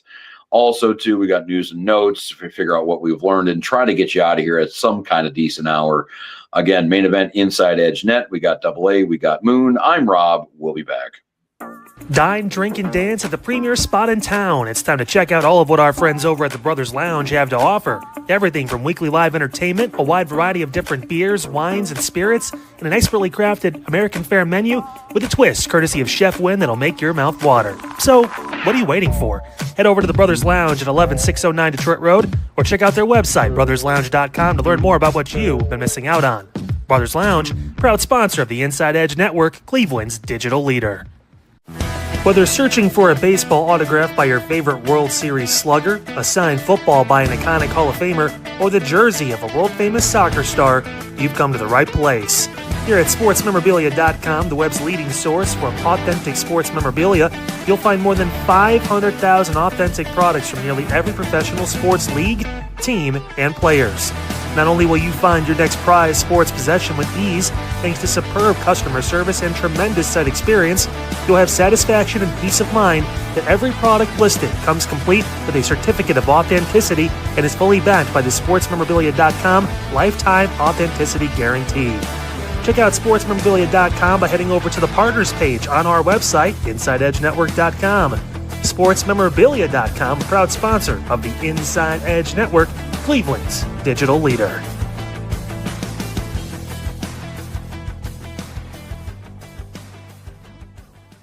Discover our collection of handcrafted body mists made with clean, minimal ingredients. They offer a natural alternative to synthetic fragrances, perfect for sensitive skin and those seeking clean, mindful self-care, and the perfect gift for you and your special someone.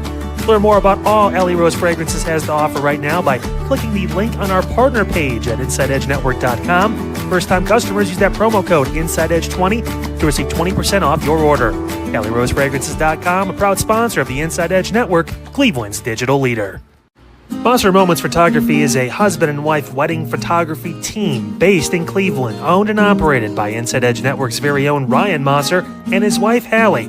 For the past 10 years, they've captured more than 100 weddings across Northeast Ohio and beyond, always working together as a true two-person team. Their style centers on authentic, emotional storytelling, documenting the real moments between two people in love and creating images that feel natural, comfortable, and true to the couple.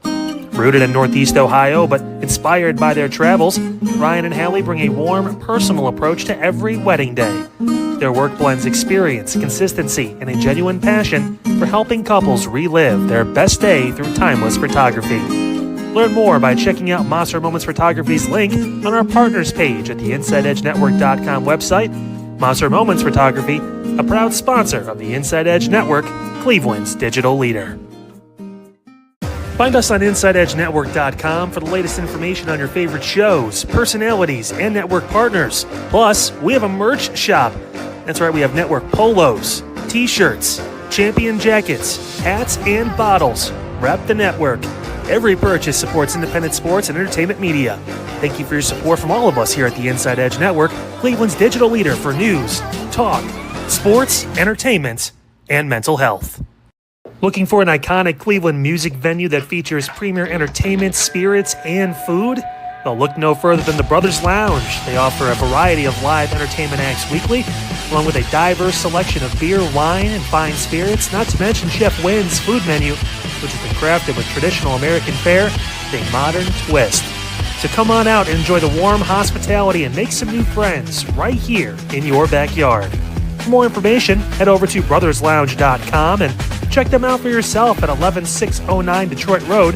That's right near the border of Cleveland and Lakewood. The Brothers Lounge, proud sponsor of the Inside Edge Network, Cleveland's digital leader. Key On Sports is the leader in Ohio high school athletic coverage in written, print, and video streaming. From the latest news and results and written content to the high school football game of the week every Friday, Key On Sports has you covered. The vision of 15-time published author Vince McKee has become the most trusted site in Ohio high school athletic news. From podcasts to player profiles, Key On Sports is your one-stop for all of it. Visit them today at keyonsports.com or on YouTube at Key On Sports. Check out their socials on Twitter and Facebook as well. Please support the new Inside Edge Network by liking, subscribing, and following us on your favorite social media platforms. That's at Inside Edge Net across Facebook, TikTok, YouTube, X, and IG. And don't forget to download our new app over on Roku. And as always, thank you for supporting your favorite shows on the Inside Edge Network, Cleveland's digital leader for news, talk, sports, entertainment, and mental health. Fanatics isn't just our name, it's who we are. Loyal, passionate fans, dedicated to our favorite teams and to the sports we love. That's why we're honored to be able to offer fans the world's largest collection of official sports apparel and sports jerseys from all leagues, teams, and players you love. We feature a wide selection of gear from every league, including the NFL, MLB, NBA, NHL, and NCAA merchandise, which allows us to serve fans of football, baseball, hockey, basketball, lacrosse, soccer, golf, and everything else that gets your heart pumping.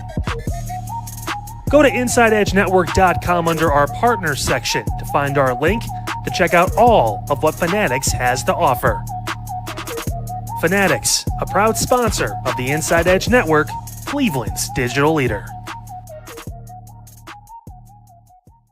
Clean energy, bold flavors, no jitters. See why people won't shut up about Dubby. Whether you're starting your workday or getting ready to exercise, Dubby Energy helps you lock in and focus. Over 15 different flavors to choose from. Order Dubby Energy right now and find out more information by checking out our partners page on InsideEdgeNetwork.com. Also, use that promo code InsideEdge10 to receive 10% off your order. Dubby Energy, your energy-focused sponsor of the Inside Edge Network, Cleveland's digital leader.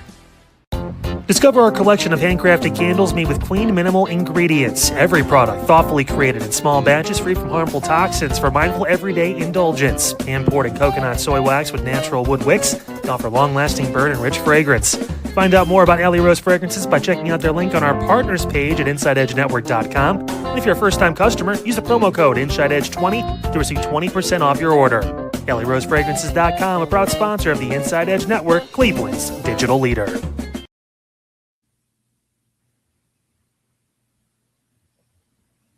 Welcome back to the main event here on the Inside Edge Net. I'm Rob Rozycki. We got AA Anthony Alford and Eli Moon. And as promised, let's just get into it quickly because we are still trying to make up some lost time from that first segment. We've been talking Browns the whole way. We also been talking a little rookie quarterbacks.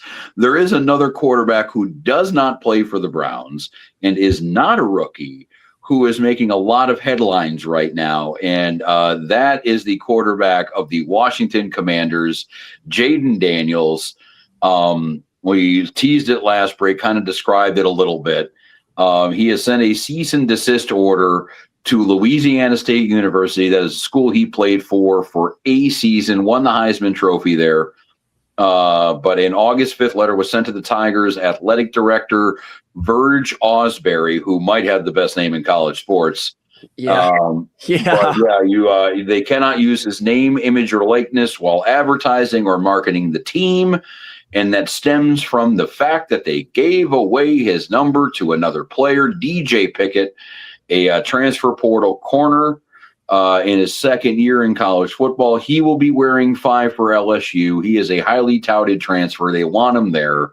But it looks like the former quarterback of the Tigers is a little pissed off, and the internet had some words. A lot of just general mocking and general jokes being thrown around. The memes have been classic.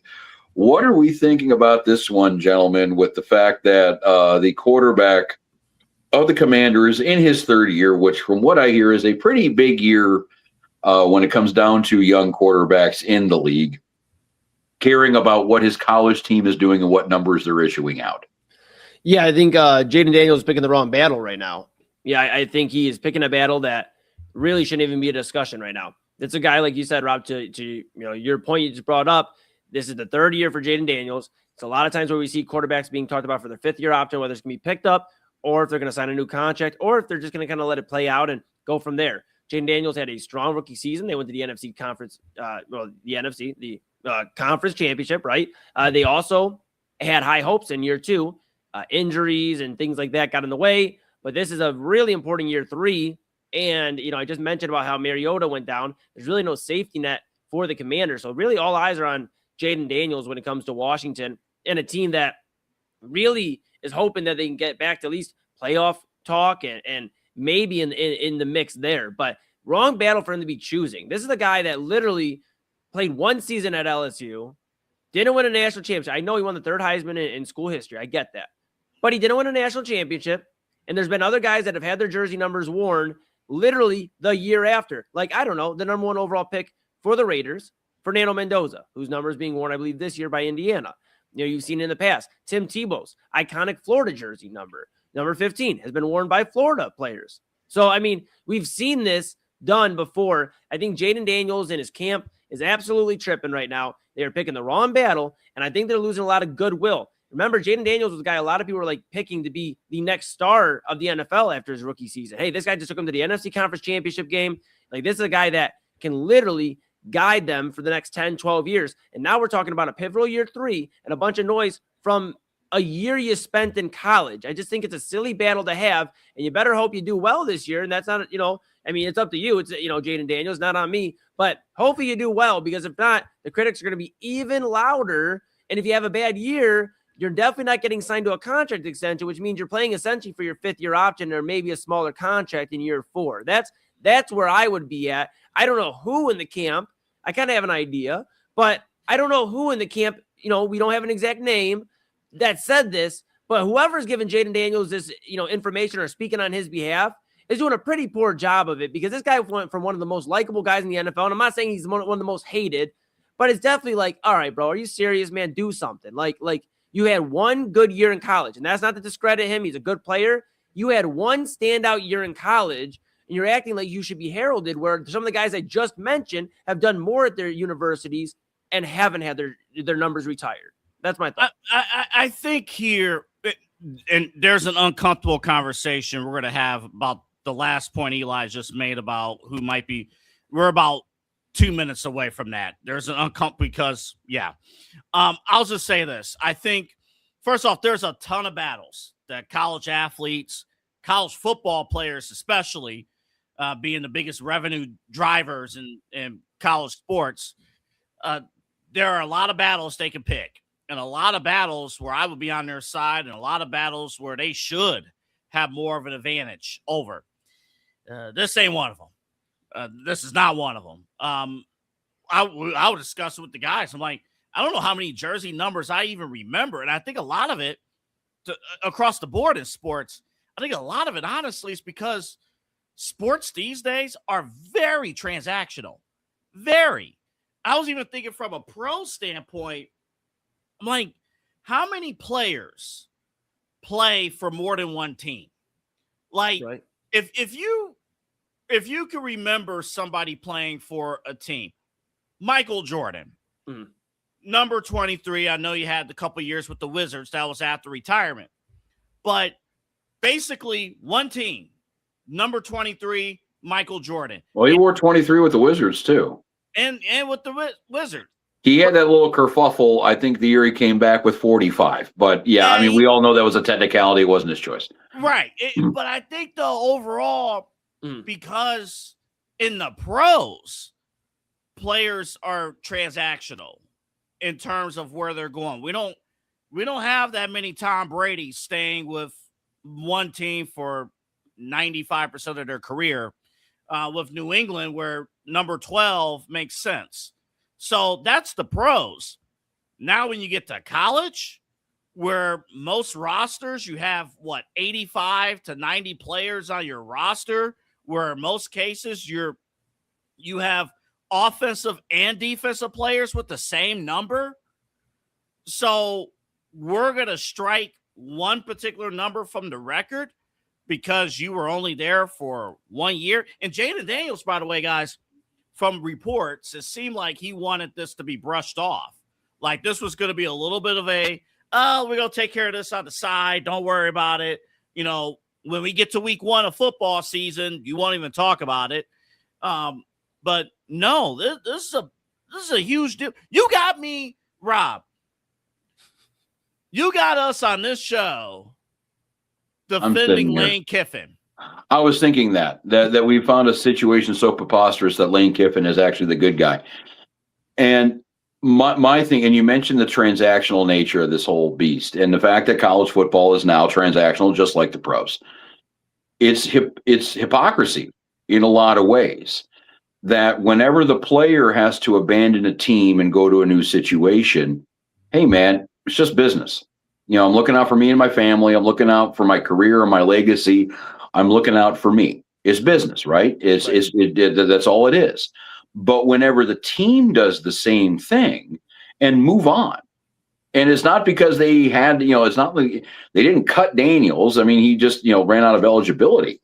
But whenever the team moves on, then it's personal. Then it's, then it's disrespect. Then we're worried about them tarnishing my name. No, they're doing the same thing you're doing.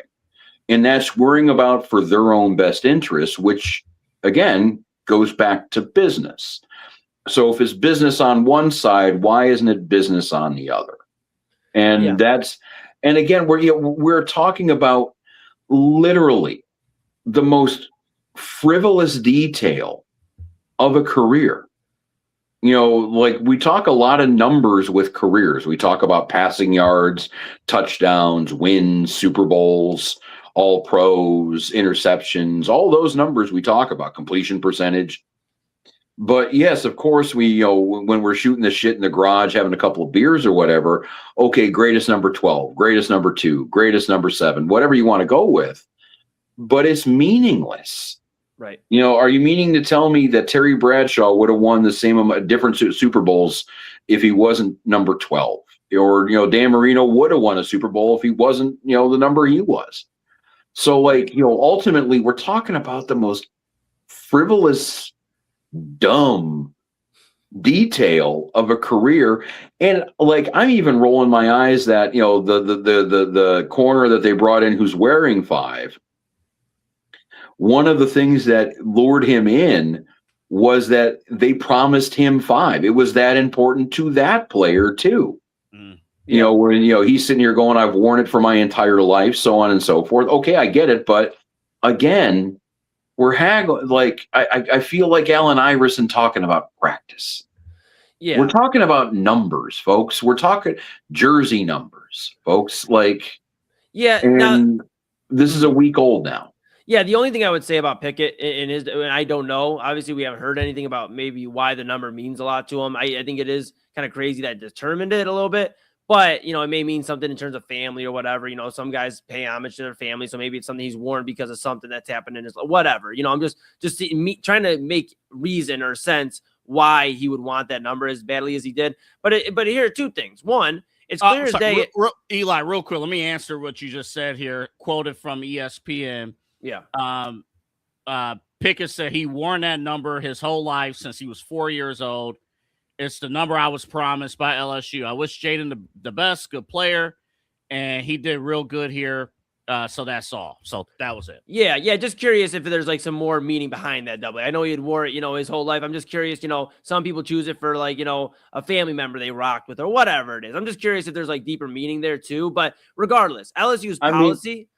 Their policy put it out in January of 2007 that there literally is no retired player numbers anymore. It's right in the policy for LSU. For any jersey honor after 2007, the retirement applies strictly to the jersey display and recognition rather than freezing the number. Current players can wear the number with approval from the head coach. So again, there's nothing LSU has done wrong policy-wise even. It's in the policy that is clear for anybody to read. It's not even a technicality. They didn't do anything wrong even ethically. Correct. But I'm saying even policy-wise, if you want to go, well, was it in the rules or this or in the handbook, whatever, it is. It's actually clear as day in the handbook, the policy that you cannot be mad about something that is literally from LSU saying we're not retiring numbers. Since 07, we're not doing that. Anybody previous, that's a different discussion. Here's what it really solves, and then I'll hand it back to you, AA. Here's the thing.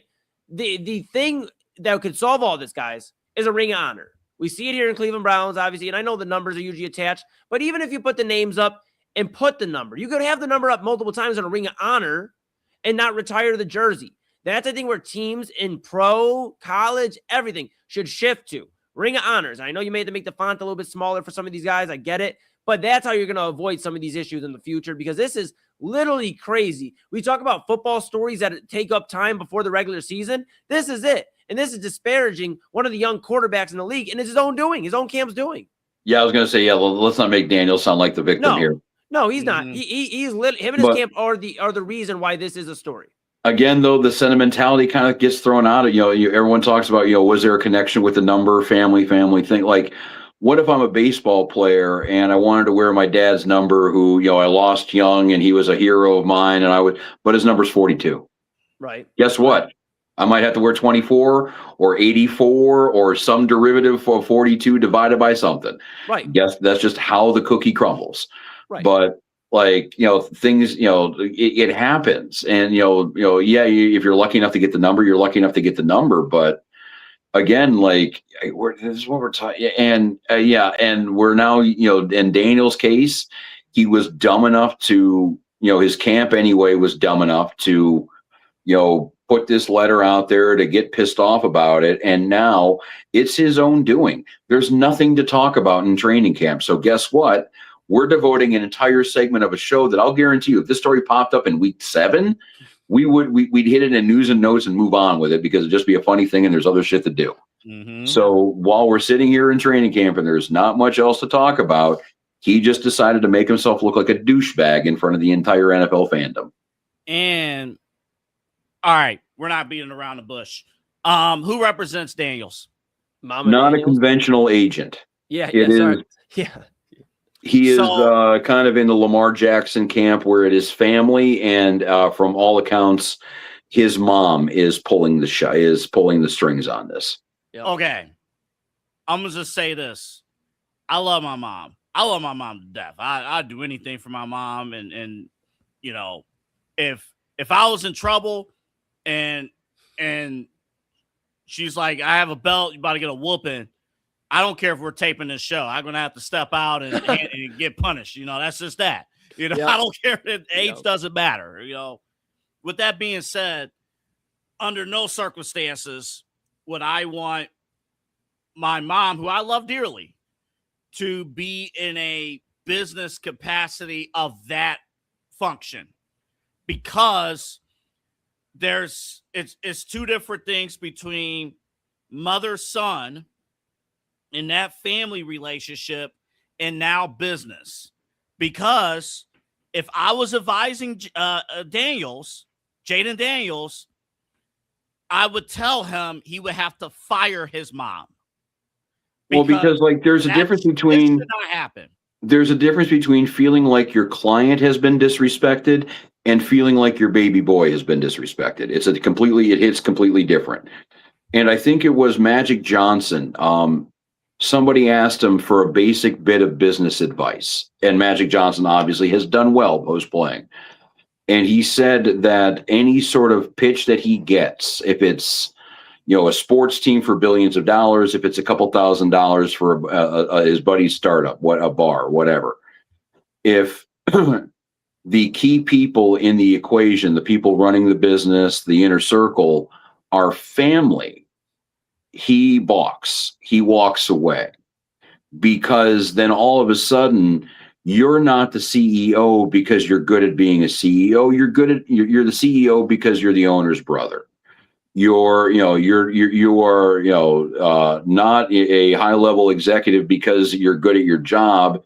It's because you're the owner's wife or his mom or whatever. And I think this kind of applies here. I think, there are some jobs that are meant for people who aren't in family. And I think there should be a line there. Like, and I would even say this, if his mother, and I don't know anything about her background, but I'm suspecting this isn't the case. If she was Drew Rosenhaus, if she was a 20-year agent before her kid got in the league, I'd still be a little iffy about mom representing son. Because again, there's a difference between your client being disrespected or feeling disrespected and your baby boy feeling disrespected.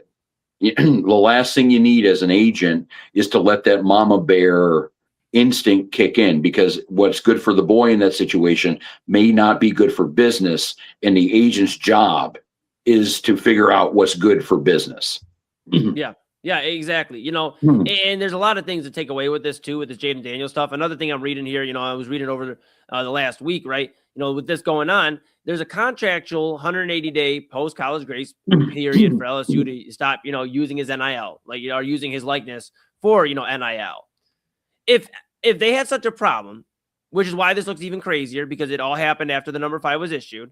If they had such a problem with LSU using, his likeness and all this stuff and everything like that, then they would have stopped it after the 180 days, which to my knowledge would have ended about halfway, if not the end of his rookie season.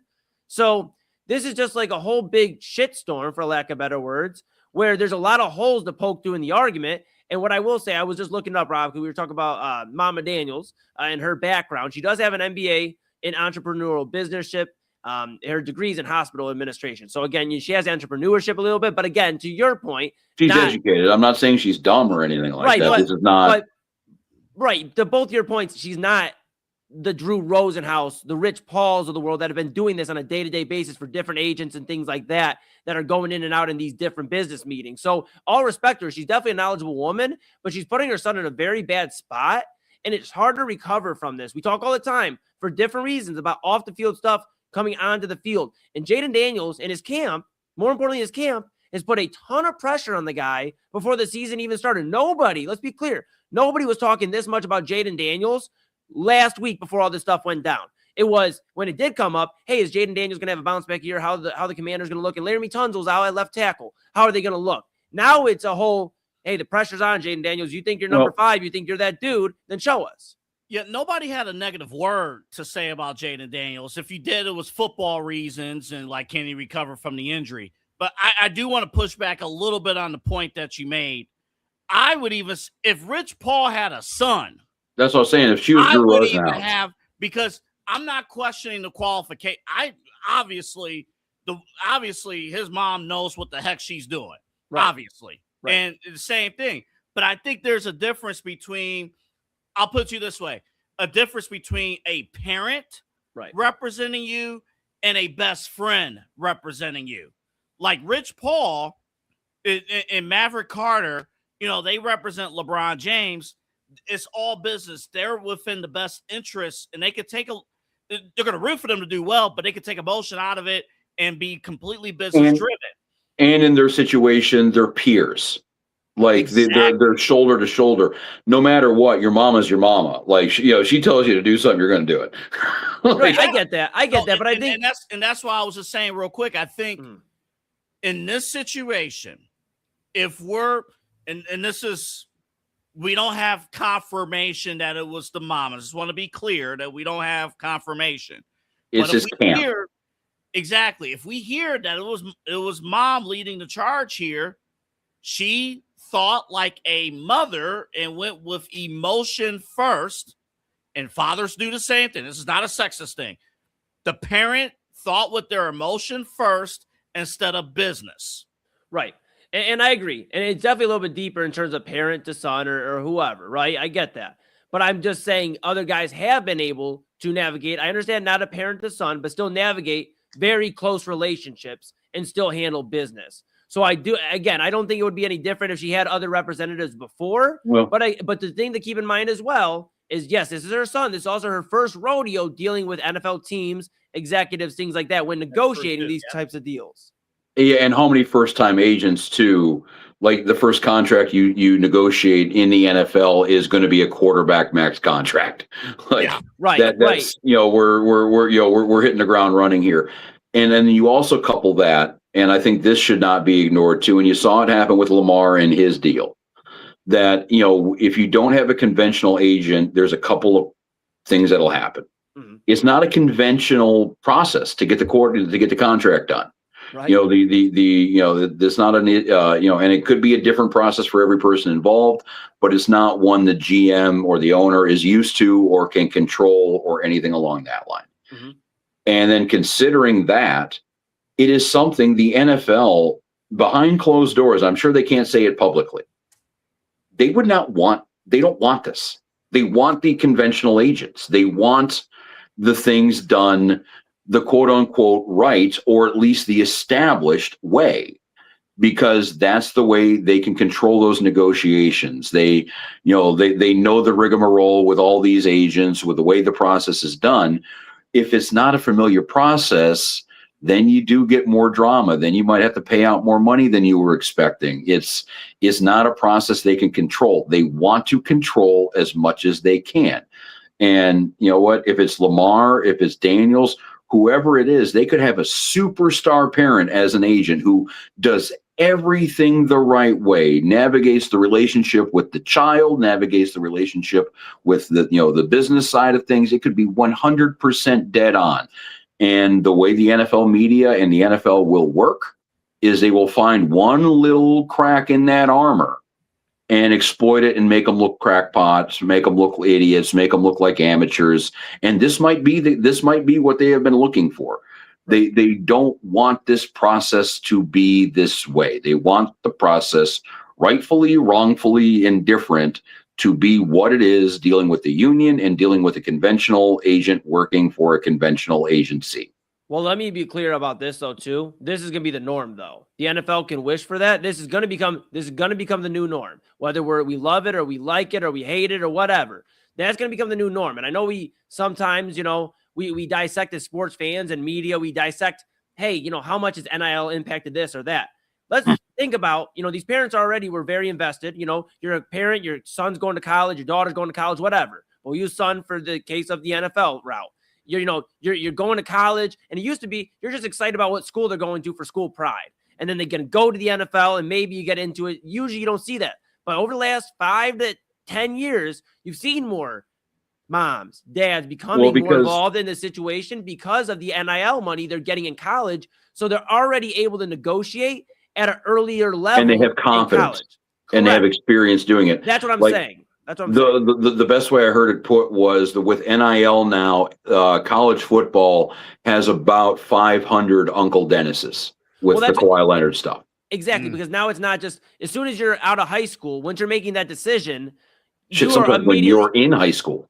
Correct, but you're getting paid substantially more money, obviously, when you make that a college route. I know high school, obviously, NIL and stuff too, but you're getting substantially more money in college, and your parents, that's their first decision as your agent. I know we like to do the quotations from time to time, but it's your agent. Representative, yeah. They're representing you. You're in the same household as your mom and dad for that last few months after you decide where you're going to college. So that's your first big deal, your first big payday. So they already in their minds have experience negotiating. Well, hey, we got you to this college, that college. We're going to do the same in your NFL career. Let me throw this in. What if Jayden Daniels and his team actually wins this case? I'm not saying they will, but let's just say that they do. What gives LSU can't promote him in any way, shape, or form. If you're talking about you want your universities, and alumni say this all the time. Hey, keep tabs with alums. Make sure that we feel included in terms of school history and what we have done. Just keep us in the loop on things. LSU legally at that point really can't honor Jayden Daniels. So if that's why I'm saying, like, there's a lot of battles you could choose here. And I understand Brian Kelly said one thing and then Lane Kiffin did the opposite. I can understand being upset about that. And I think that's kind of the core of this. But now that you've thrown legal terms into this, now you can't blame LSU if they choose not to honor you in any way, shape, I think that's exactly what will happen. I think this will take care of itself. I think if Lane Kiffin is as advertised, or at least as good as Lane Kiffin thinks he is, and they're in contention for a CFP title, if they're in the semifinal, something like that, and you got the quarterback who wants to get the cool tickets and be honored and get the pat on the back for a living legend, all of a sudden I think that litigation might go away. Because I wouldn't be surprised if there's going to be some sort of resolution to this before this really gets out into court and gets into a situation. I wouldn't, because the way, like, I don't think, like any move like this, Daniels' camp did not think it was going to play like this across sports, because this isn't really an NFL story anymore. This is a sports deal. Like I heard, I saw the scoreboard for the Columbus Clippers. They actually they got a player that wears 5. They took the number off him on the scoreboard out of respect. So everybody's kind of hitting this, and I think that they're going to, if they're intelligent, if they know what's going on, they're going to realize that keeping this fight going is going to do nothing but hurt them. And what are they going to get out of it? I don't think they're looking for any financial damage. So they're really just looking at LSU not being able to use that number. Right. So, okay. Yeah. And to answer your point, or use the NIL, use the image of the right, exactly. Yep. And to answer your point, this is my final point, I think, on this, because Jayden Daniels should not be getting this much airtime for a guy that literally is a up and down quarterback in the NFL. But here we are. Hey, he could be tier 1 by the end of the season. Okay. Sure could.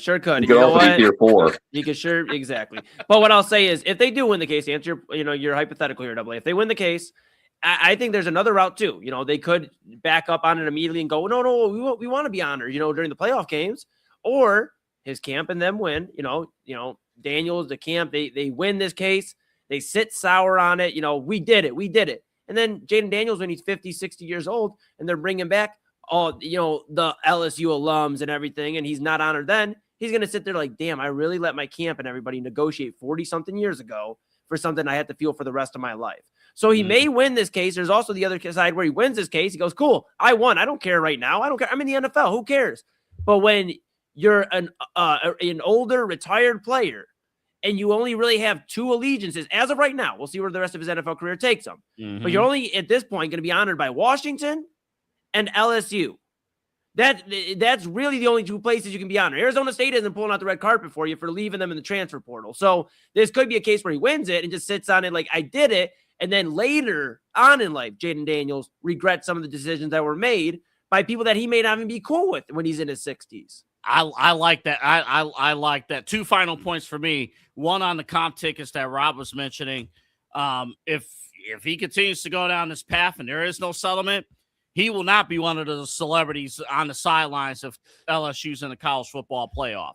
So again, can't honor him. So think about it this way, and I'm not trying to compare the personalities or the reason why they would flame out, but the way where Daniels is at, if he flames out in the NFL, LSU to Daniels is A&M to Manziel. Correct. That's the only spot he would be the dude. Correct. That would be the only spot where people are buying you drinks, people are toasting your greatness, that you are the man. And I don't know, that might not be important to him. He might not give a shit about that. Or he might care about that in 20 years when, the beard looks a little bit closer to mine than Anthony's right now. Right. So, that's going to be something that'll be thrown in there too. I would assume that maybe sooner than later there is going to be a resolution, but yeah, I mean, at this point, though, if I'm LSU, I'm telling him to kick rocks at this point. And then my final point, and this will be quick here. So The Athletic has an article about this whole story. They pulled up a review of the past 15 Heisman winners. Yup. How many of those Heisman winners, how many of them, like the numbers, are being worn in 2026? Out of 15, 11 players of those numbers are being worn by at least one player, including last year's winner, Fernando Mendoza. Somebody's already wearing his 15. Yes. Bryce Young, Devontae Smith, Derrick Henry. Also, Oklahoma has re-signed Kyler Murray's number and Baker Mayfield. That's what I'm saying. And I'm pretty sure, if I'm not mistaken, Caleb Williams, who spent some time at Oklahoma and USC, I'm pretty sure his number is being worn at USC right now, if I'm not mistaken. I may be wrong on that one, but I think Caleb Williams is also being worn too. It says here, Colorado has retired Travis Hunter's number 12. Yep. Louisville retired Lamar Jackson's number 8. Now, Joe Burrow's number 9 and Caleb Williams number 13, LSU and USC. They're not being worn in 2026, but they're not retired. Right. And so I mixed it up a little bit there with Williams, but the point still stands. And then I'll hand it back to you, Rob, to send us to the old break ski. But what I'll say is, stop tripping, Jayden Daniels. Stop tripping, Daniels camp. You're really, I hate to break it to you, when it comes down to top 50 collegiate players all time, you're not there. Like, that's what we're talking about when we talked about in this segment. We were bringing up guys like Tim Tebow, a top 25, I'd argue, if not higher, college football player all time. You're talking about guys like, all time, and probably a number 1 or number 2 all time Florida Gator.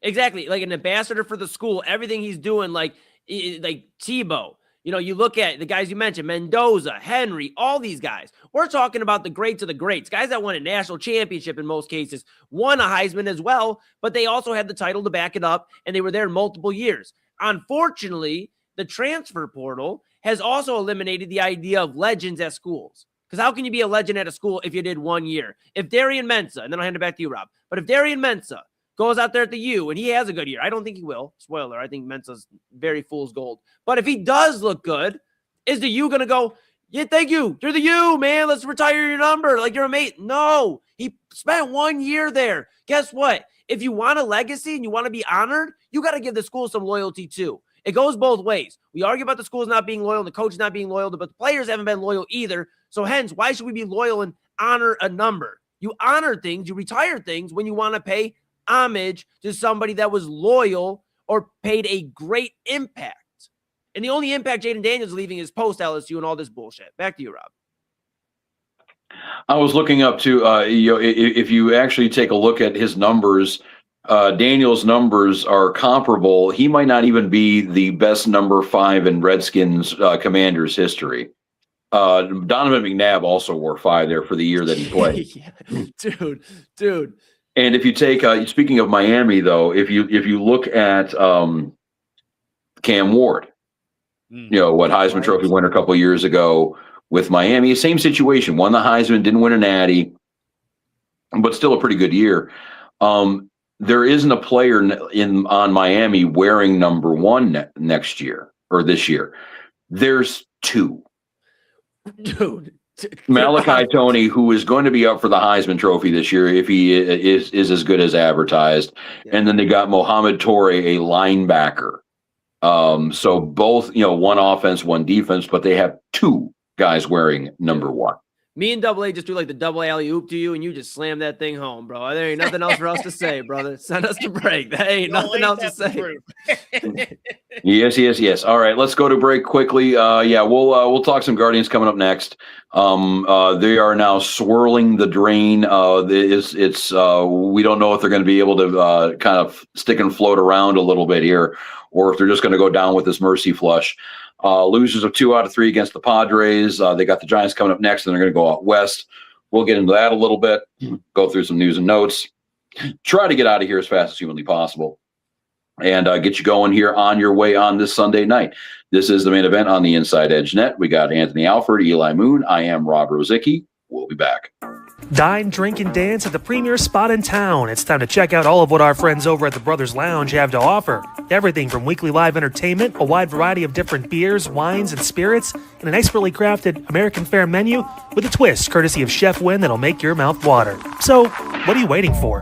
Head over to the Brothers Lounge at 11609 Detroit Road or check out their website, brotherslounge.com, to learn more about what you've been missing out on. Brothers Lounge, proud sponsor of the Inside Edge Network, Cleveland's digital leader. Whether searching for a baseball autograph by your favorite World Series slugger, a signed football by an iconic Hall of Famer, or the jersey of a world-famous soccer star, you've come to the right place. Here at sportsmemorabilia.com, the web's leading source for authentic sports memorabilia, you'll find more than 500,000 authentic products from nearly every professional sports league, team, and players. Not only will you find your next prized sports possession with ease, thanks to superb customer service and tremendous site experience, you'll have satisfaction and peace of mind that every product listed comes complete with a certificate of authenticity and is fully backed by the sportsmemorabilia.com lifetime authenticity guarantee. Check out sportsmemorabilia.com by heading over to the partners page on our website, InsideEdgeNetwork.com. SportsMemorabilia.com, proud sponsor of the Inside Edge Network, Cleveland's digital leader.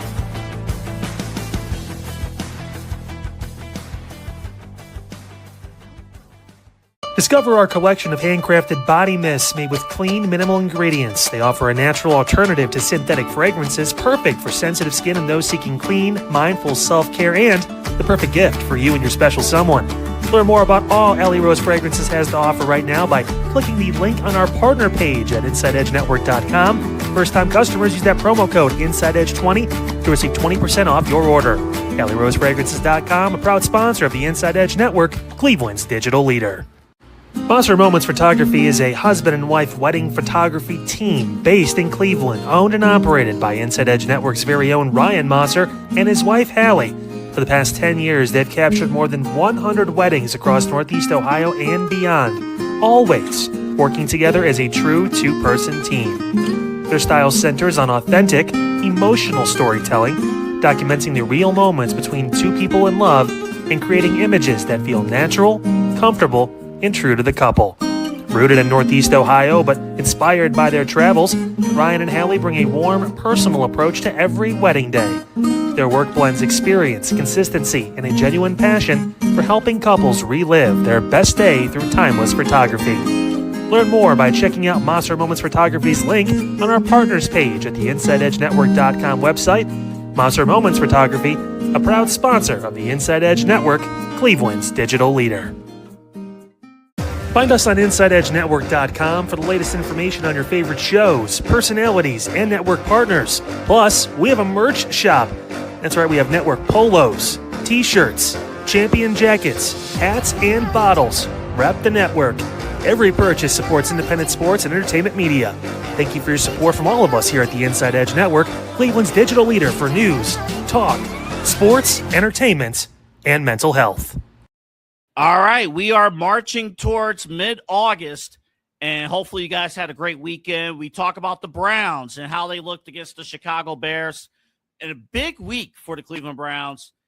They're going to have joint practices with the Buffalo Bills. So we'll break down how the quarterbacks look. We'll break down how the rest of the roster look.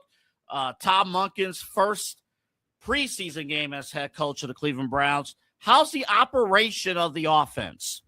That's a big topic of discussion. We'll get into that coming up. Also, the Guardians, did they get any kind of a W this past weekend? We're in some troubled waters here with our baseball team. I hate to say it like that, but it is true. And also, we get you ready. Week 1 of high school football. This is an exciting time of the year because 2 days are done. Now it's getting yourselves ready for the cause, all of that stuff. We are excited. We're back with you. Another great week to be great. Midnight Run comes your way Monday night, 11:30, right here on the Inside Edge Network.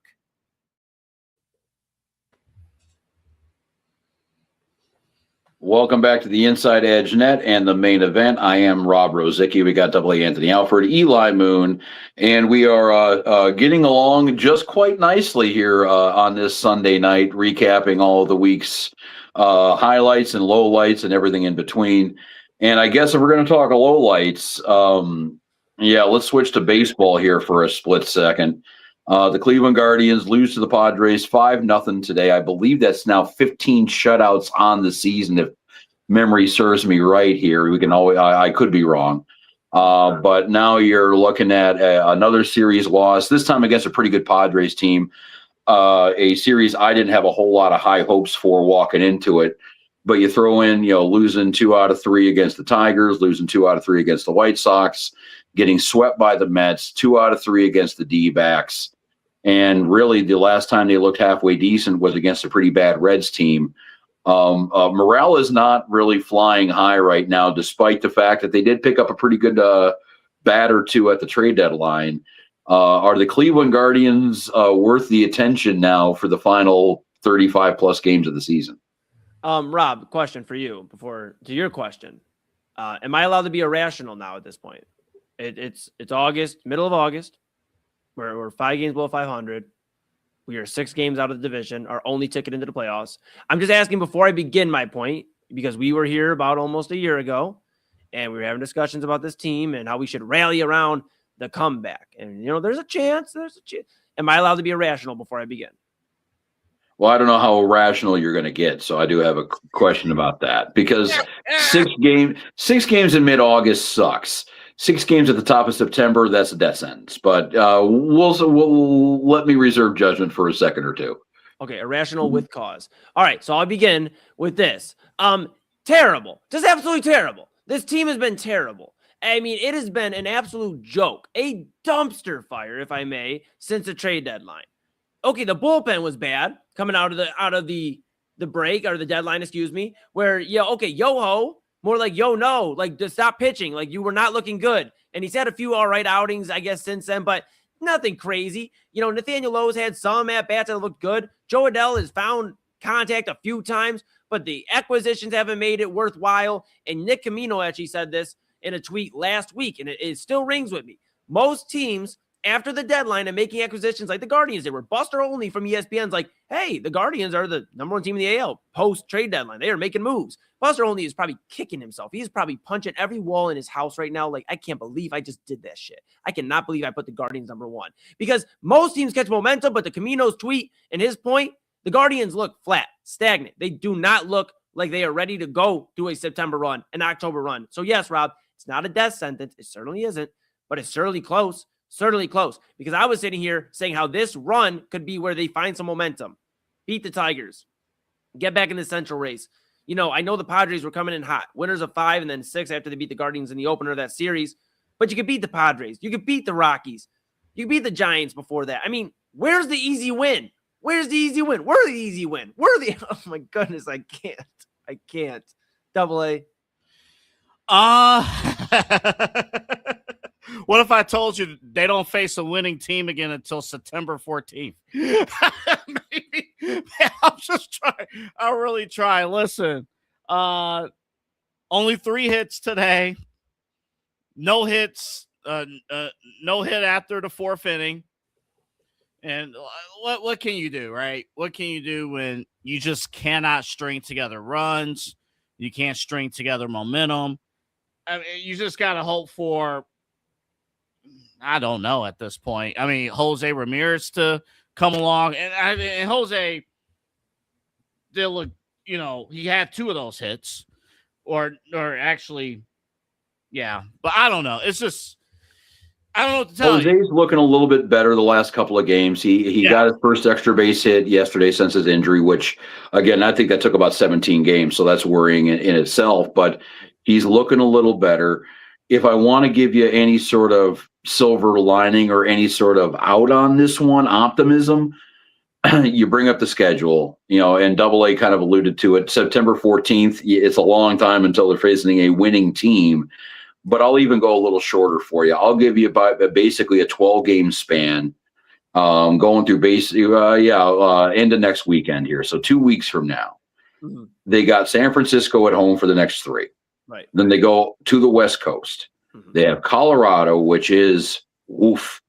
They have the LA Angels of Anaheim, San Bernardino County, woof.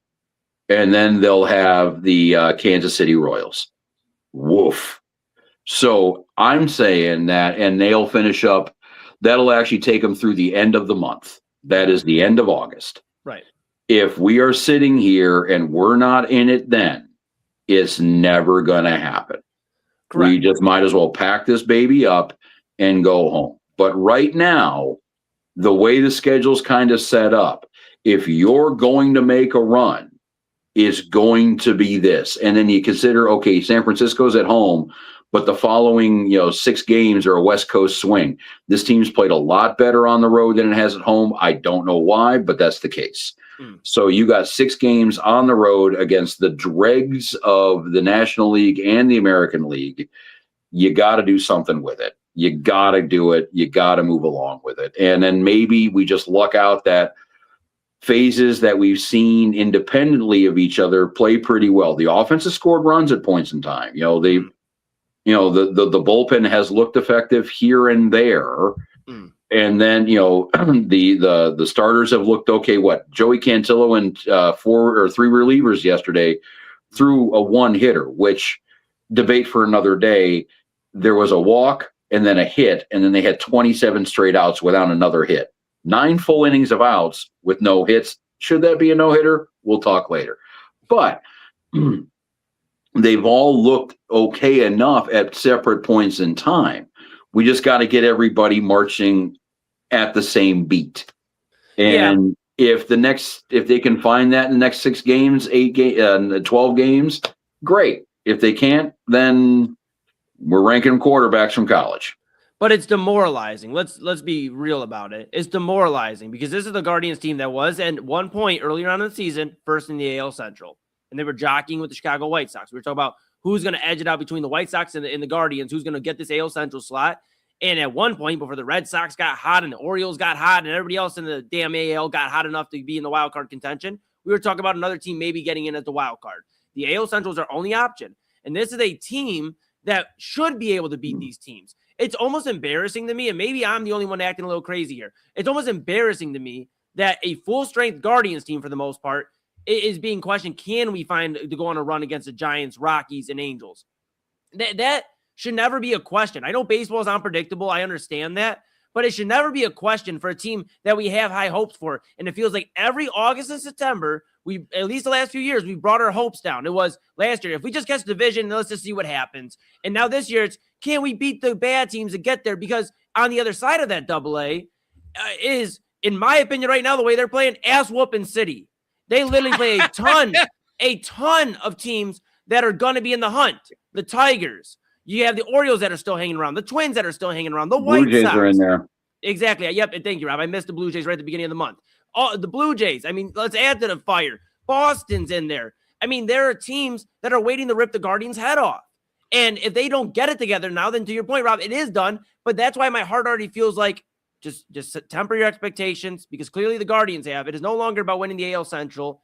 It's just about, can we at least get some W's against some bad teams?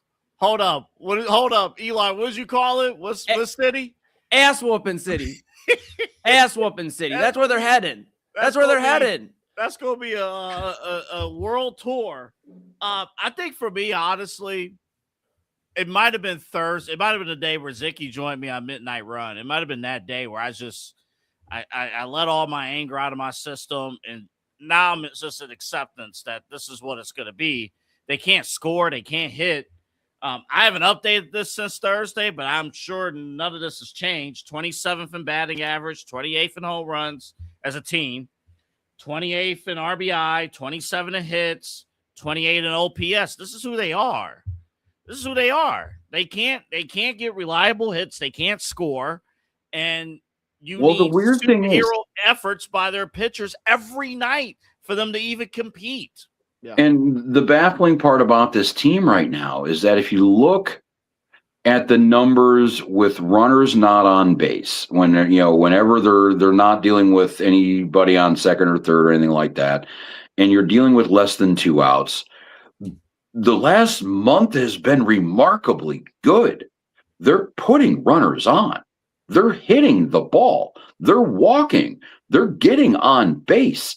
They just can't score.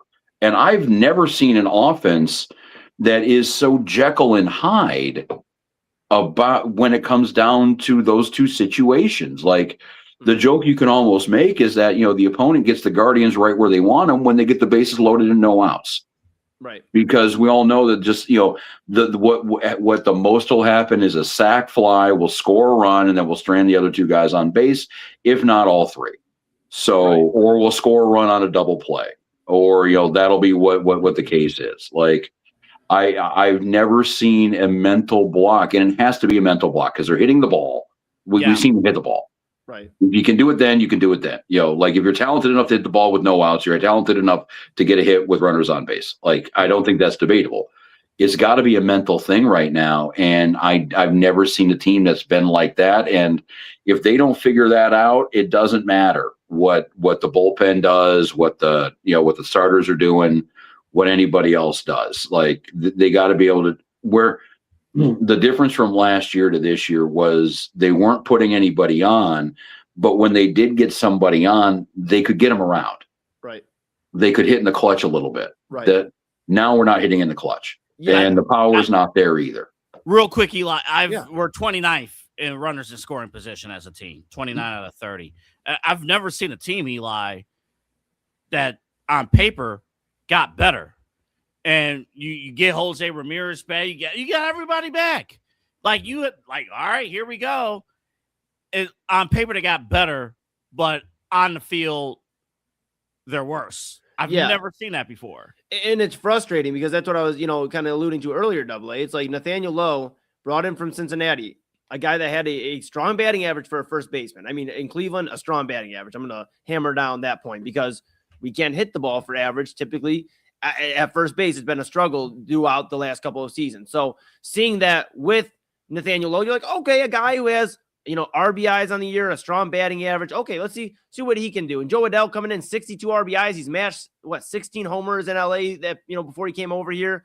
You got to feel good about that. And they just haven't lived up to the standard. And it's not fair to put that all on them. They're coming into a new situation. You got that learning curve. I get that. What the Guardians are finding out, fellas, is what life without a healthy in his prime Jose Ramirez looks like. They're finding out very quickly because of the injuries, because of the Hammond injury, because of the other injuries for Jose this year. They're finding out very quickly what life could look like and will look like if they don't make any adjustments in the offseason to follow without Jose Ramirez. They're getting a very bad look into, when we don't have that one guy in the offense we can count on to bring RBIs home. If we just get it to that third hole, we got Jose. We at least got a chance at the plate. And before it was Quan. I know Quan's had a better second half than the first half, way better.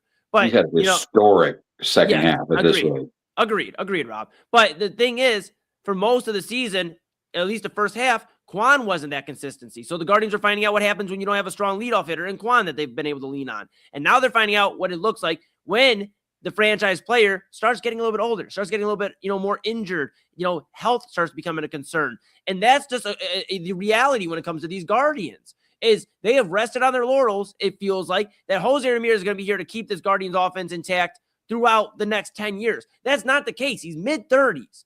He turns 34 next month. Oh, actually a month from today now, on the 17th. So I think I'm not wrong by saying mid-30s. He's almost 35 years old. He's a guy that maybe has 3 or 4 more years of quality baseball, and that's me stretching it because I want to see Jose play till he's 40. I mean, let's be real. But the reality is, as Guardians fans, we talk about it all the time, across Cleveland, of ownership changes and things like that, and how the Browns, if we had a different owner, maybe things were different. The Guardians are going to be able to see that. Guardians fans, media, everybody's going to be able to see that. Will it be, a few years from now, 2, 3, 4 years from now when David Blitzer takes over?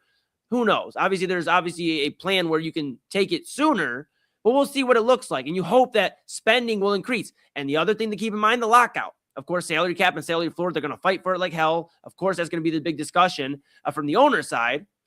But if the Guardians refuse to spend and they continue to rest on their laurels, then they're not going to get anywhere. And this is just the reality. And I hate to be the bearer of bad news. I know it was a fun comeback last year. I know we enjoyed the 15.5 game comeback and we won the AL Central. But this is just a year literally later than what the Guardians were going to face last year. We were a great month, a historic month of baseball away from being back-to-back, missing the playoffs under Stephen Vogt. That's a reality. And I know Stephen Vogt, not all of this is on him, but some of it does fall on him because you're the guy getting these guys ready to play baseball. I know you can't control who comes in and out of that dugout. You don't make the trades. The front office does.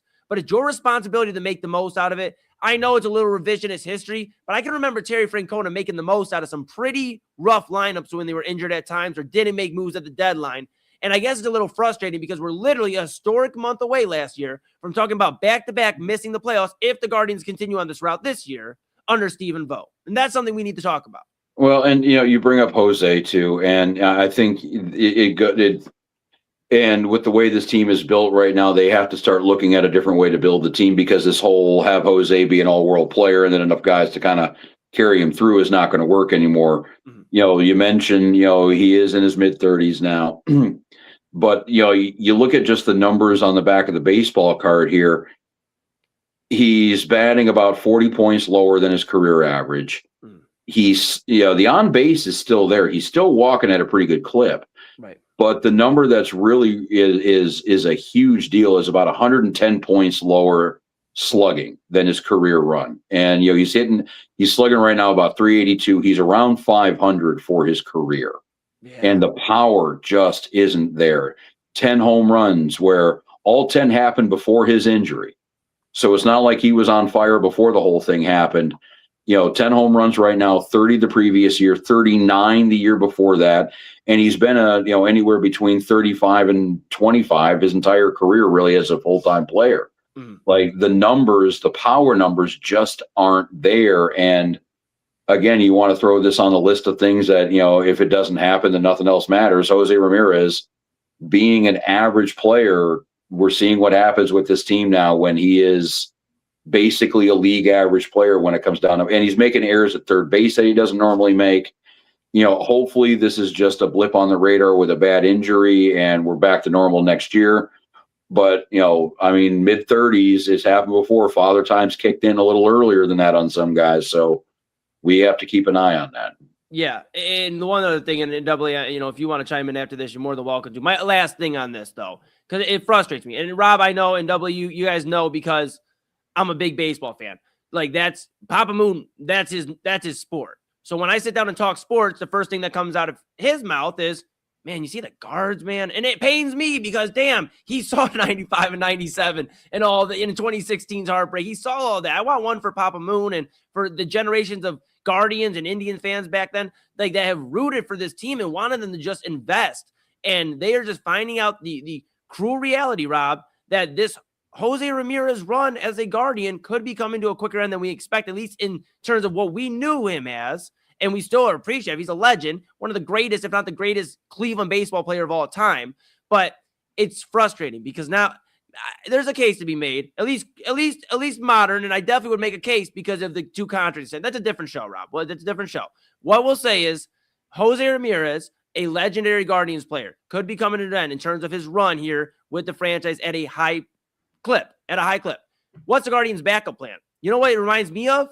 Manny Acta years, when they literally kept hoping on the next prospect and the next prospect. And then they traded certain prospects for other prospects. And then those prospects became too expensive. So they moved those prospects for cash considerations. That's what I get scared about, is they're trying to bank on the prospects. They did it all year till they couldn't and had to make moves.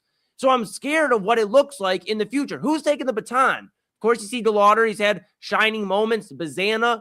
Who's taking the baton to lead this? He had an injury today, too. Right. So who's leading this AA? Rob, guys, who is leading this generation after Jose Ramirez? That's what I'm worried about. Well, if you want right now, I think it might be looking at Angel now. Yeah. And guys like Khalil Watson. Mm-hmm. Yeah. And I think too, Velasquez. right. And I think if you want to take this last 6 weeks to look at some of the younger guys who could elevate and kind of get things going, that's what these next 6 weeks are for. You brought up Manny Acta, Eli. I've been seeing a lot of comparisons to the 2012 Cleveland Indians team. And I'm like, oh, man, because people got fired for what happened in 2012. Mm-hmm. I don't think that's the case here, but what the question you're going to go into, hopefully next season, but if not next season, the year after, if you're talking about, okay, what is this team, right? Is this team who they were in September of last year, or is this a 2-year trend with this organization, with this team? If it's a 2-year trend, you got problems. You got big problems. I do want to end with this, though, real quick. One good Guardians note or Indians note.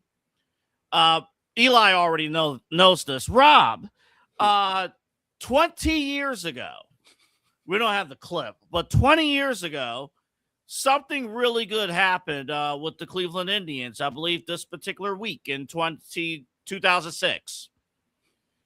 I want to take a random guess which player it involved or anything in particular. Yeah, like what it could, like the baseball play it could involve. Like we'll give you partial credit for any of it. 20 years ago today, or this week. Yeah, yep, this past week. So we're talking. It wasn't the Usain Naquin game, was it? Nope, no. Naquin was. No, that was a little after that. Yeah, you're good though. Hey, we'll give you a few strikes. Ed, I think you're gonna get it. I believe in you, Rob. What's happening here? We'll give you one hint. Because it's a little tricky. It involves the offense, but at this time, offense was good in Cleveland. Yes. Yes, it involves the offense. Yes. Was it that mammoth comeback? Nope. AA, you want to go ahead and reveal it? So, shout out to 20 years ago sports on Twitter. Travis Hafner. This particular week. Oh, was it a Grand Slam record here? It's 6th Grand Slam of the season. The Indians scored 11 runs in the first inning. Well, and he is tied actually with Don Mattingly for most Grand Slams in a single season with 6. Now, I don't know what Hafner's number lifetime is, but the funny part about Mattingly, he had 6 one year. That was the record until Hafner tied it. He has 6 in his career. Those were the only 6 he ever hit. Holy smokes. Look at that, AA. We got a fact from a fact. How about that? Look at that. I'm looking it up real quick here. Number of Grand Slams in his career. Hafner hit a total of 14. Wow. Grand Slams. Hey, and do you guys remember my last point on the guards? Because a lot of the things we talk about for the guards make me sick. But you guys remember the Pronk bars? The Travis Hafner chocolate bars? Vaguely, yeah. Okay. A little bit. Just a little bit. That's the only thing that could brighten my spirit. Just think of a nice Pronk bar. It's like chocolate, the crisp. Like, come on. One little cool thing, too, about that clip, if you search it on Twitter, do you know who was on the television play-by-play call of that Grand Slam from 20 years ago? For Cleveland? Yes. It wasn't Underwood and Manning? Manning, yes. Underwood, no. Underwood, I think in 2006 was still on radio. Okay, so it wasn't Underwood. So Manning was the color commentator. Damn, I don't know. I throw in the towel on this one. Let me see something real quick. I'm going to try something. We can't play the video. I can't show you the video, but I'm going to put my microphone next to the speaker. Take a listen. No, it didn't work. Jimmy Donovan was on the call. Wow. Oh, okay. Okay. All right. That was a brief moment. I think Channel 3 had like 20 games or something. So you're telling me you're telling me, Double A, my final point, and I'll hand it to Rob unless you have anything else, but you're telling me we just need Jim Donovan to call more Guardians games, and maybe we'll get more offense, because apparently that's the last time we were really good at offense. Well, rest in peace, Jimmy. Rest in peace. Yeah, I mean, my goodness. No, but I'm just saying. I know, guys. I wasn't trying to be somber. I was just saying, if Jim Donovan was still here to call more games, we'd have an offense. Listen. So that was August 13th, 2006. McNeil put out a point. I don't even know if it's true or not. Exactly 20 years to the day later, we scored 0 runs in 9 innings. Jeez. That's typically what happens. But yes, this is the main event here on the Inside Edge Net. I'm Rob. We got Eli, Double A. Let's take a quick break again, and we'll come back with news and notes, figure out what we've learned, and get the week started in style here on this Sunday night on the Inside Edge Net. Again, I'm Rob. We got Double A, Eli Moon. We will be back. Looking for an iconic Cleveland music venue that features premier entertainment, spirits, and food? Well, look no further than the Brothers Lounge. They offer a variety of live entertainment acts weekly, along with a diverse selection of beer, wine, and fine spirits, not to mention Chef Wynn's food menu, which has been crafted with traditional American fare with a modern twist. So come on out and enjoy the warm hospitality and make some new friends right here in your backyard. For more information, head over to brotherslounge.com and check them out for yourself at 11609 Detroit Road. That's right near the border of Cleveland and Lakewood. The Brothers Lounge, proud sponsor of the Inside Edge Network, Cleveland's digital leader. Key On Sports is the leader in Ohio high school athletic coverage in written, print, and video streaming. From the latest news and results and written content to the high school football game of the week every Friday, Key On Sports has you covered.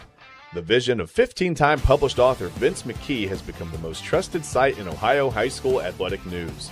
From podcasts to player profiles, Key On Sports is your one-stop for all of it.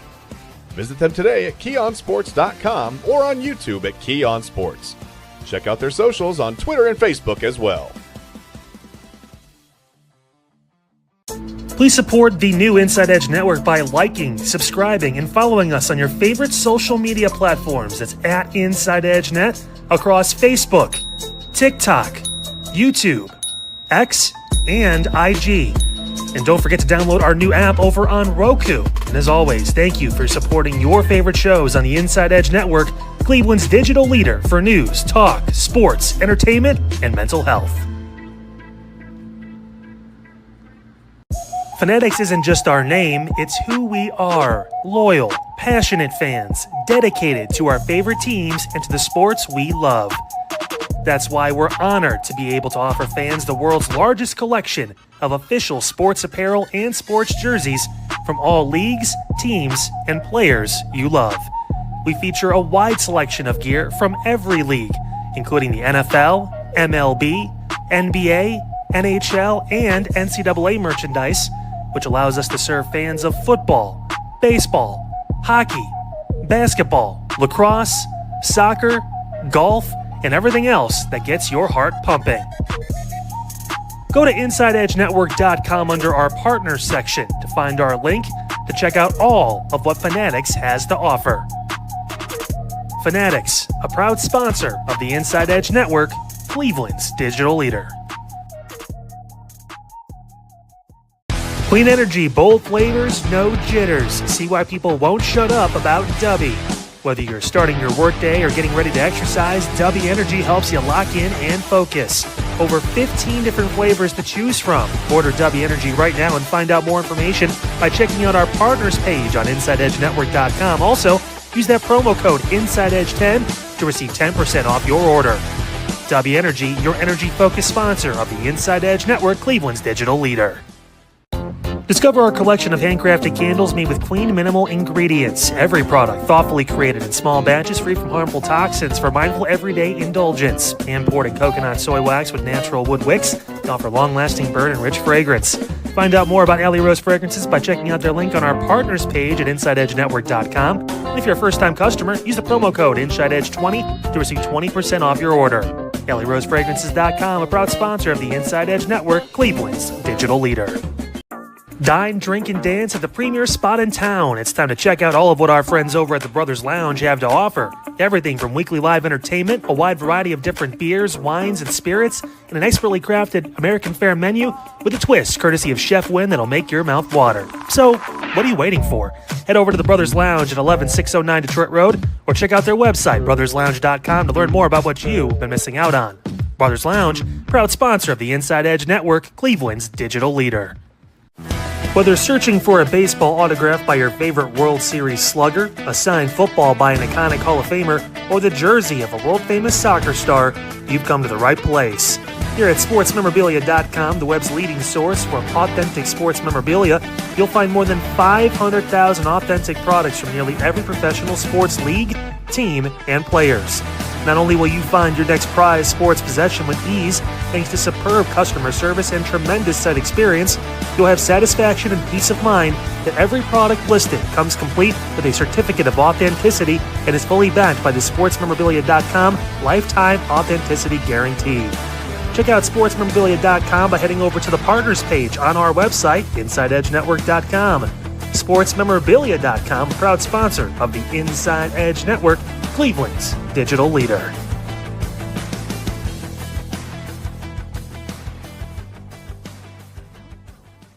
Discover our collection of handcrafted body mists made with clean, minimal ingredients. They offer a natural alternative to synthetic fragrances, perfect for sensitive skin and those seeking clean, mindful self-care, and the perfect gift for you and your special someone. Learn more about all Ellie Rose Fragrances has to offer right now by clicking the link on our partner page at InsideEdgeNetwork.com. First-time customers use that promo code InsideEdge20 to receive 20% off your order. EllieRoseFragrances.com, a proud sponsor of the Inside Edge Network, Cleveland's digital leader. Monster Moments Photography is a husband and wife wedding photography team based in Cleveland, owned and operated by Inside Edge Network's very own Ryan Mosser and his wife Hallie. For the past 10 years, they've captured more than 100 weddings across Northeast Ohio and beyond, always working together as a true two-person team. Their style centers on authentic, emotional storytelling, documenting the real moments between two people in love and creating images that feel natural, comfortable, and true to the couple. Rooted in Northeast Ohio, but inspired by their travels, Ryan and Hallie bring a warm, personal approach to every wedding day. Their work blends experience, consistency, and a genuine passion for helping couples relive their best day through timeless photography. Learn more by checking out Monster Moments Photography's link on our partners page at the InsideEdgeNetwork.com website. Monster Moments Photography, a proud sponsor of the Inside Edge Network, Cleveland's digital leader. Find us on InsideEdgeNetwork.com for the latest information on your favorite shows, personalities, and network partners. Plus, we have a merch shop. That's right, we have network polos, t-shirts, champion jackets, hats, and bottles. Rep the network. Every purchase supports independent sports and entertainment media. Thank you for your support from all of us here at the Inside Edge Network, Cleveland's digital leader for news, talk, sports, entertainment, and mental health.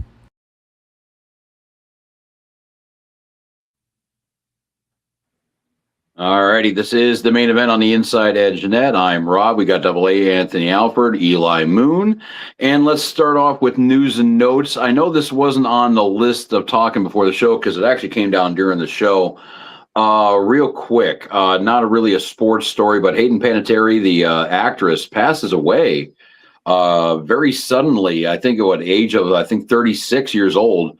Most notably, I think for this demographic, she was Coach Yost's daughter in America.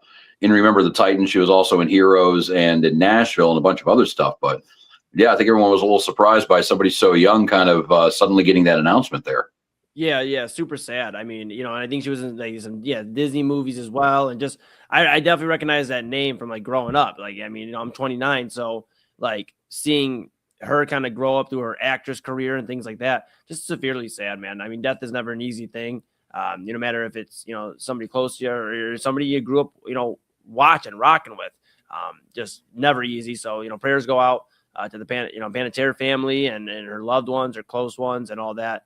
Extremely, extremely sad. And you just never like to see this type of news. So yeah, I don't have much words on it except for, I mean, she played a pivotal part in a lot of people, like especially my generation's like childhood and like movies. Like we saw her growing up through movies and through her adult life, and yeah, it's never easy, man. So Well, Nashville was a huge hit. Heroes was the biggest show on the planet for a while. Remember, The Titans is still considered one of the best sports movies ever made. So yeah, I mean, yeah, she's definitely a notable name, and yeah, she kind of dropped out of the limelight. She's had some medical issues, I think, the last few years, but yeah, surprising and very kind of shocking that that'll just pop through your news feed at 11 o'clock on a just a Sunday night here. But yeah, thoughts and prayers go out to that whole. What's up?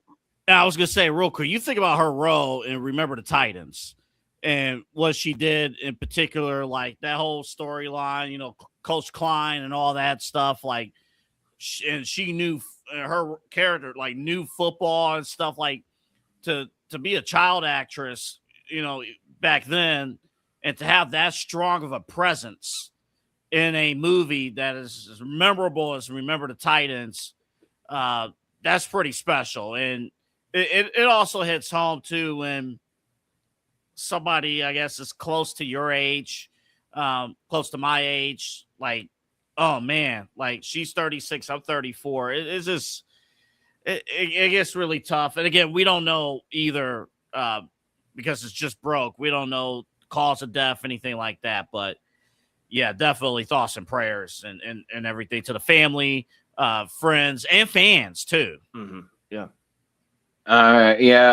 Thoughts and prayers. There's not really a whole lot I could say past that to lighten the mood, but yeah, let's try to move on as best we can after that award-winning opening from me here. This is the main event here on the Inside Edge Net. We got Double A Moon and myself, Rob Rozycki. News and notes here. I guess we'll file this under the news and notes because there's really not a better spot to put it. The Cavaliers made a trade. Dennis Schroeder's going to be playing for his 11th NBA team. He is now a Charlotte Hornet.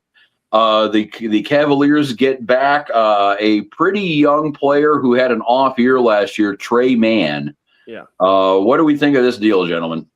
Well, I'd like to relay, Rob, I know we get to talk with you on Sunday nights. I'd like to relay this from Inside Edge Primetime co-host Chad Bryan. That Trey Mann, he thinks, is a superhero that hits threes. Hence, Trey Mann.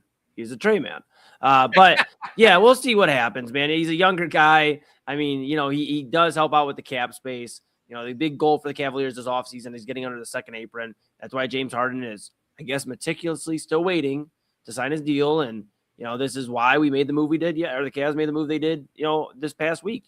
They made that move to free up some space to whatever move they're going to do, whether it's Peyton Watson, whether it's Jonathan Kuminga, whether it's both of them and James Harden, who knows? But, that's their plan is to free up some space. Schroeder is a guy, like you mentioned, he's been on almost half the NBA teams right now at this point. So he's a guy that, unfortunately for him, is used as a trade chip. Now, you can view that as a blessing, because that means you're wanted by that many teams, and you're obviously an asset in some light. He does provide veteran point guard experience. And for a team like Charlotte, remember, they traded off LaMelo Ball. They're going to have Kobe White in that starting role, but if they keep him, because I know there's a rumor, people talk of, does he get bowed out or this? I think he'll stay in Charlotte and provide a lot of value for that backup rotation. In Charlotte, that could be a sneaky good team on their end. 11 teams, 9 trades. It's not like he signed 1-year deals with new teams every year. He has been traded 9 times. And for those of you scoring at home, the NBA record for most teams played for, do you guys know? Is it Ersan Ilyasova? No. Okay. Oh, that's a good guess. Yeah, I thought Ersan. Oh, man, you're going to say the name. I'm going to kick myself for now. Wait, let me try one more. Is it in the last 20 years? Yes. Oh, yeah. Oh, man, I can't think of it at 1:25 in the morning, but I'm going to kick myself when you share the name. Yeah, go ahead, Rob. The NBA record for most teams, and I'm going to double check this before I really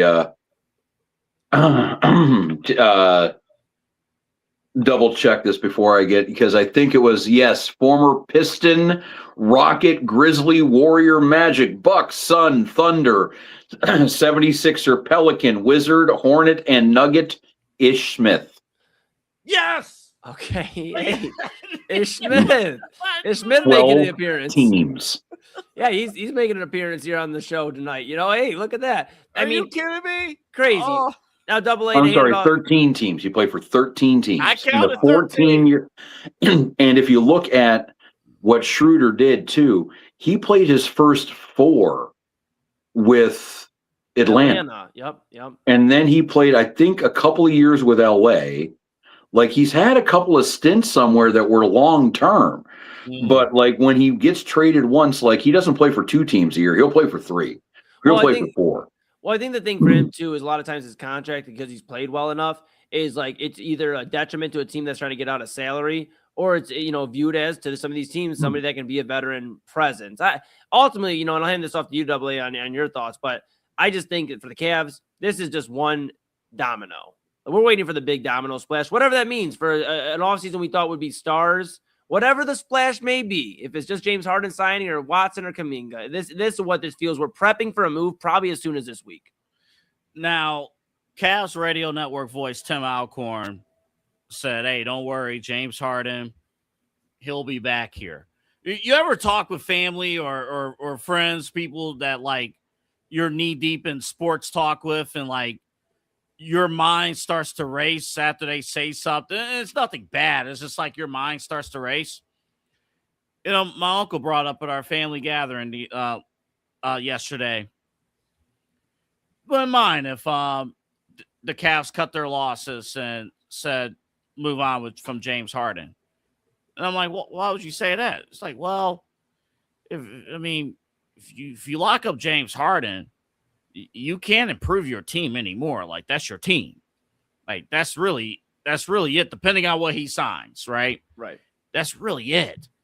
So I'm like, I've been thinking about what he said about that for the last 24, now 48 hours. So I'm going to chew more on that tomorrow. But I would say right now, I agree with Eli, Rob. Like, this is just, hopefully just one piece. Hopefully something else is coming down the pipeline, whether it's Peyton Watson or Jonathan Kuminga, it's in there. So we'll see what happens. But, you had to do something, So this is a salary dump for sure. This is just something to clear out the books a little bit. And I did not realize this until I was perusing Basketball Reference just now. Dennis Schroeder, for active players, actually is not the leader for most franchises played for. Would that be Kevin Durant? No. Kevin Durant's actually, like, on this list pretty low down, because I think he's only at 6. We are talking about the former Washington, Sacramento, Toronto, actually current Toronto. They played this player in the playoffs this year. I won't let you go any further here. Garrett Temple has played for 12 teams. Should have known that. We should have known that. Double Temple had a good. Now, unlike Schroeder, his career started off a little differently. Schroeder played the 4 years with one team. Temple was already 3 teams in by the end of his first season. So I think he got used to keeping his bags packed pretty early. But yeah, it just kind of shows too with the NBA and NHL, both of those teams. We talk about the other sports with guys changing teams 2 or 3 times. No, the NBA, you will do that more often than not. But yes, main event here, Inside Edge Net. We got Double A Anthony Alford. I'm Rob Rozycki. We got Eli Moon also. Let's see here too. We got the speaking of NBA stuff, you see Russell Westbrook retired and a lot of teams. Yeah. Russell Westbrook, he's gonna get a weird talk about a his weird legacy. Yeah, he's gonna get a weird talk about it, but let's not mistake it. He's a Hall of Famer, and anybody trying to argue me is crazy. The guy has 1 MVP. He had a triple-double average in a season. He's the first player, I believe, since Oscar Robertson to do that. So, I mean, like, you're looking at a guy that has set a lot of achievements. And yes, I know he bounced around at the end of his career in Washington, LA. He spent some time in different cities. I understand that. But let's not forget that he was the last remaining Oklahoma City Thunder on that team that originally went to the 2012 NBA Finals. Originally it was Kevin Durant, Russell Westbrook, James Harden, and Serge Ibaka. And Ibaka was chosen over Harden, so Harden's out.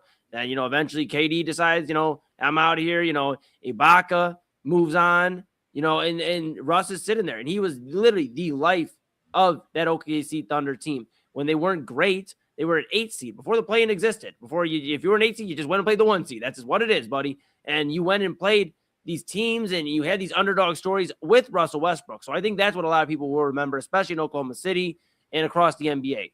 He stood by OKC when he could have easily been like, hey, man, everybody's gone. Like, this is the Will Smith meme. Ain't nobody here no more, man. Like, I'm ready to go somewhere else. And he didn't for a while. Eventually he goes to Houston, team back up with James Harden, and that's where kind of the bouncing around began. But I'll remember Russell Westbrook as somebody who was a true competitor. Sure, did I agree with everything he did on the court all the time in terms of like play and like how he played? No. I think there were some questionable decisions he made on the court, bad turnovers, things like that. But I also remember the guy that was literally, we talk about here in Cleveland, about who was here when LeBron left the first time and even the second time. Anderson Varejao. That's why he gets a ton of love, even more than he already did, because we were talking about the Varejao games. That's like what OKC has, of course, on a much grander scale with Russell Westbrook. So that's what I'll remember. Hall of Famer for sure. Maybe not first ballot AA, but a guy that will definitely, they're letting anybody in at this point, so he'll definitely get in. Yeah, the Basketball Hall of Fame, just general discussion. We'll have that this week. As far as Russ, prime Russ was one of the hardest people in the league to guard. You're talking about what he was able to do, with his speed, moving the ball up the court. He was one of the, I'm not going to say one of the first, guys who was just score first. Obviously, that's not true, but his speed bringing the ball up the floor made those early OKC teams dangerous. And I remember having conversations, I think with the both of you, 10 years ago. I'm like, if, back when the Cavaliers and Warriors, it was the arms race. I'm like, I would have loved to have had Russ here in Cleveland when Kevin Durant joined the Warriors. Let's go all in on the arms race and bring in Russ. I wouldn't have hated it the last couple of years, even, just to add some more depth at point guard and give somebody, give a pro, kind of what Schroeder's going to be doing in Charlotte almost. But with Westbrook, the thing that kind of marvels me is, not a big guy, 6'3", 6'4", 200 pounds, if that, relying on athleticism. Typically, those kind of guys don't last 18 years. And it's not like he was playing, the shell of his former self and doing a retirement tour last year. He was a, above average NBA point guard, even his last year in the league. And the fact that his body held up the entire career, he never really fought off a major injury. He never really, durability was never really a problem. And I know they're coming off a title win, and SGA is being loved, and that entire roster is being loved. But does he still go down as the best Thunder player of all time? It's wild you just brought that up, because I was just about to say with SGA, I would take Russell Westbrook in his prime over SGA any day of the week. Any day of the week. And that's where the discussion of SGA and is he the greatest point guard of all time, and these discussions of where is he rank in the top 5, and seeing different lists come out where he's number 3 on some lists and number 4, and even some cases they're saying he's the best. He's not even the best point guard in his franchise's history. That goes to Russell Westbrook, because Westbrook was drafted there. He spent a decade plus there in OKC, won an MVP there. And I understand SGA, the MVP. I get it. I understand. In the finals, I understand that. But Russell Westbrook, I said this earlier on Primetime this past week, he helped inject life into a franchise that literally was starting up. He was part of the first few years of OKC being the OKC Thunder. So he had him, Durant, that young blood team of those guys I mentioned beforehand. They had the responsibility of lifting that city and that franchise up to heights to where they can be beloved now at this point by, with SGA and things like that, guys like that. So no, Russell Westbrook's still the best Thunder point guard in franchise history. You can argue best in terms of him or Kevin Durant. I think best player is still Kevin Durant to grace the Thunder. But most valuable to that franchise in the careers, history, whatever, is Russell Westbrook. I need some time to think about that, because I don't know if I'm willing to put Russ over SGA in terms of best point guard. Most valuable, I would, but then it's two different. Then it's two literal different conversations. Oh man, that's tough. That's a tough one. But, that's tough, because SGA is, as much as I hate him flopping and stuff, and I hate it, but SGA is the truth. I don't know if I could just lay down on that argument. Yeah, but my thing to this, my final point on this, I know we'll talk about it throughout the week, but my final point on this is SGA has been in situations where Russell Westbrook was, and you know what happened? They traded him to a different team. because he wasn't able to carry the load. Russell Westbrook took a team that literally didn't have any other stars, a semblance of a star on those teams, and he was still getting them to the playoffs. SGA, I understand he's a very talented player. I've obviously been one on this network to say I just don't buy into all the hype that he gets. I think he's a great player. Top 5, we can discuss it. Maybe top 7. But he's had guys around him his entire run in OKC that's been shaped and molded to assist his game. And I get that. That's what you do with great players. But no, he's had guys around him that have been damn good and would be second options, maybe a first option in terms of some of these other guys. Jalen Williams. I know Chet Holmgren had a bad postseason, but these are guys that are top 3, top 5, first round draft picks. So I believe Russ did more with OKC than SGA could do with that same roster. I don't know if I agree with that particular assessment, only because in OKC you're talking about, skill set and stuff. Like, yeah, SGA has those guys. Russ had KD and James Harden. Right, but I'm, it's just. But what I'm talking about what I'm talking about is the run after Durant. I'm saying that's where his true testament of star power showed, because he was able to lift them after all those guys left to still a playoff run, multiple playoff runs. I don't think SGA could do that. That's not fair then, because again, that case is incomplete. So that's not fair to have that conversation because it's incomplete. Like SGA is still. He still has ways to go before we. Yeah, that's why I'm not putting him on any top lists right now. Like, dude, you got to be a little bit further past your rookie contract to be on a top whatever of all time list. But yeah.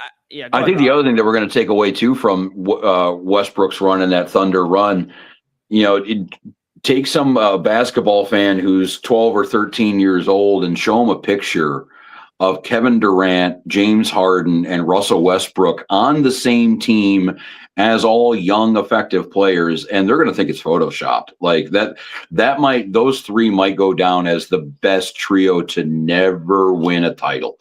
And at least with Durant, he's kind of rectified that out in Oklahoma City. James Harden and Westbrook, though, I think are kind of proving on how hard it really is to find a good situation to win a title in. And I wonder if both of those players, looking back on their whole career, if wanting to have it back again, if they wouldn't just like to keep that band together for a little bit while longer. But yes, this is the main event here on the Inside Edge Net. We got news and notes happening right now. I'm Rob Rozycki. We got Eli Moon, AA Anthony Alford. AA, you brought this up to me, and I guess it's the internet's way of trying to remind everybody every few years that someone's a dickhead. But this Hugh Jackson quote about the Browns and about how he assessed his time here is popping up. Do you want to play that real quick? Yeah, and real quick before we play it, let me make clear, do research. This clip is 4 years old from the pivot. It's 4 years old, but it's hot in the streets with social media, and none of the information has changed. So I think we go ahead and play it. That don't bother me. These are big shoulders. I've been through the war. I know what this is like. I failed at Cleveland, according to what people said. No, according to what you said. Yeah, and I did say that because you know what? Sometimes you got to play the game, right? Okay. I didn't fail at Cleveland. Are you kidding me? Go back and look at the teams. Mm-hmm. Go back and look and ask me who had the decision to put them on the field. Okay. I have my own algorithm as a football coach. You understand what I'm saying? Yeah. I know what players it takes. How was I coaching them in Cincinnati, but yet all of a sudden in Cleveland, I don't know what it takes to win? Right. No, it don't work that way. Yeah, I didn't all of a sudden fall off the turnip truck and forget football in a freaking year. I know what it takes to win. You think that I was going to put quarterbacks on my team that we had on our team in the beginning? Preach. Look, come on now, let's wake up. Look, you know the media, Ryan, as well as anybody. They can, once you start that fire, it takes off and run. Yes. And that's the narrative that everybody can create when they want to.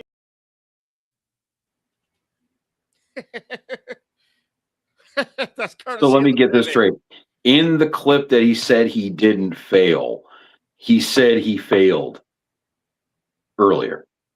That's what, we hit these old coaches, and I know we're talking about a 4-year-old clip, but that's how coaches kind of become punchlines, like where you don't really kind of have the self-awareness to realize that you might not have been the whole problem, but you were definitely part of the problem. And the fact that he's selling out, what was it, Baker Mayfield and Tyrod Taylor, right? Those are the two quarterbacks that were on the roster. Like, two quarterbacks who, mind you, are in the league still to this day, something Hugh Jackson really cannot claim right now.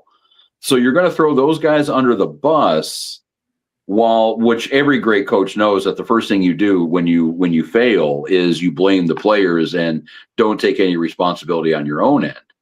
But yeah, like I just like it how the internet once in a while wants to remind everybody how big of a dumbass somebody is. Because again, we're talking about a quote from 4 years ago. I vaguely remember when it was news. And what was that? That was the Pivot podcast. So with Ryan Clark, Yep. pre-ESPN termination, and yeah, everything going on with that. Yeah, I mean, the Hugh Jackson times are dark, but let's be clear. This is like one victory, one small victory we have in Cleveland Browns history. Like this is like when we've talked about the shit show at quarterback. We've talked about everything else falling on our face at the opening of the show. This is like one of the only small victories we have, is we can say, well, we were right about Hugh Jackson. We finally moved on and he's delusional, but yeah, I don't know, man. I in 2026, I really don't have any more words for Hugh Action Jackson. I think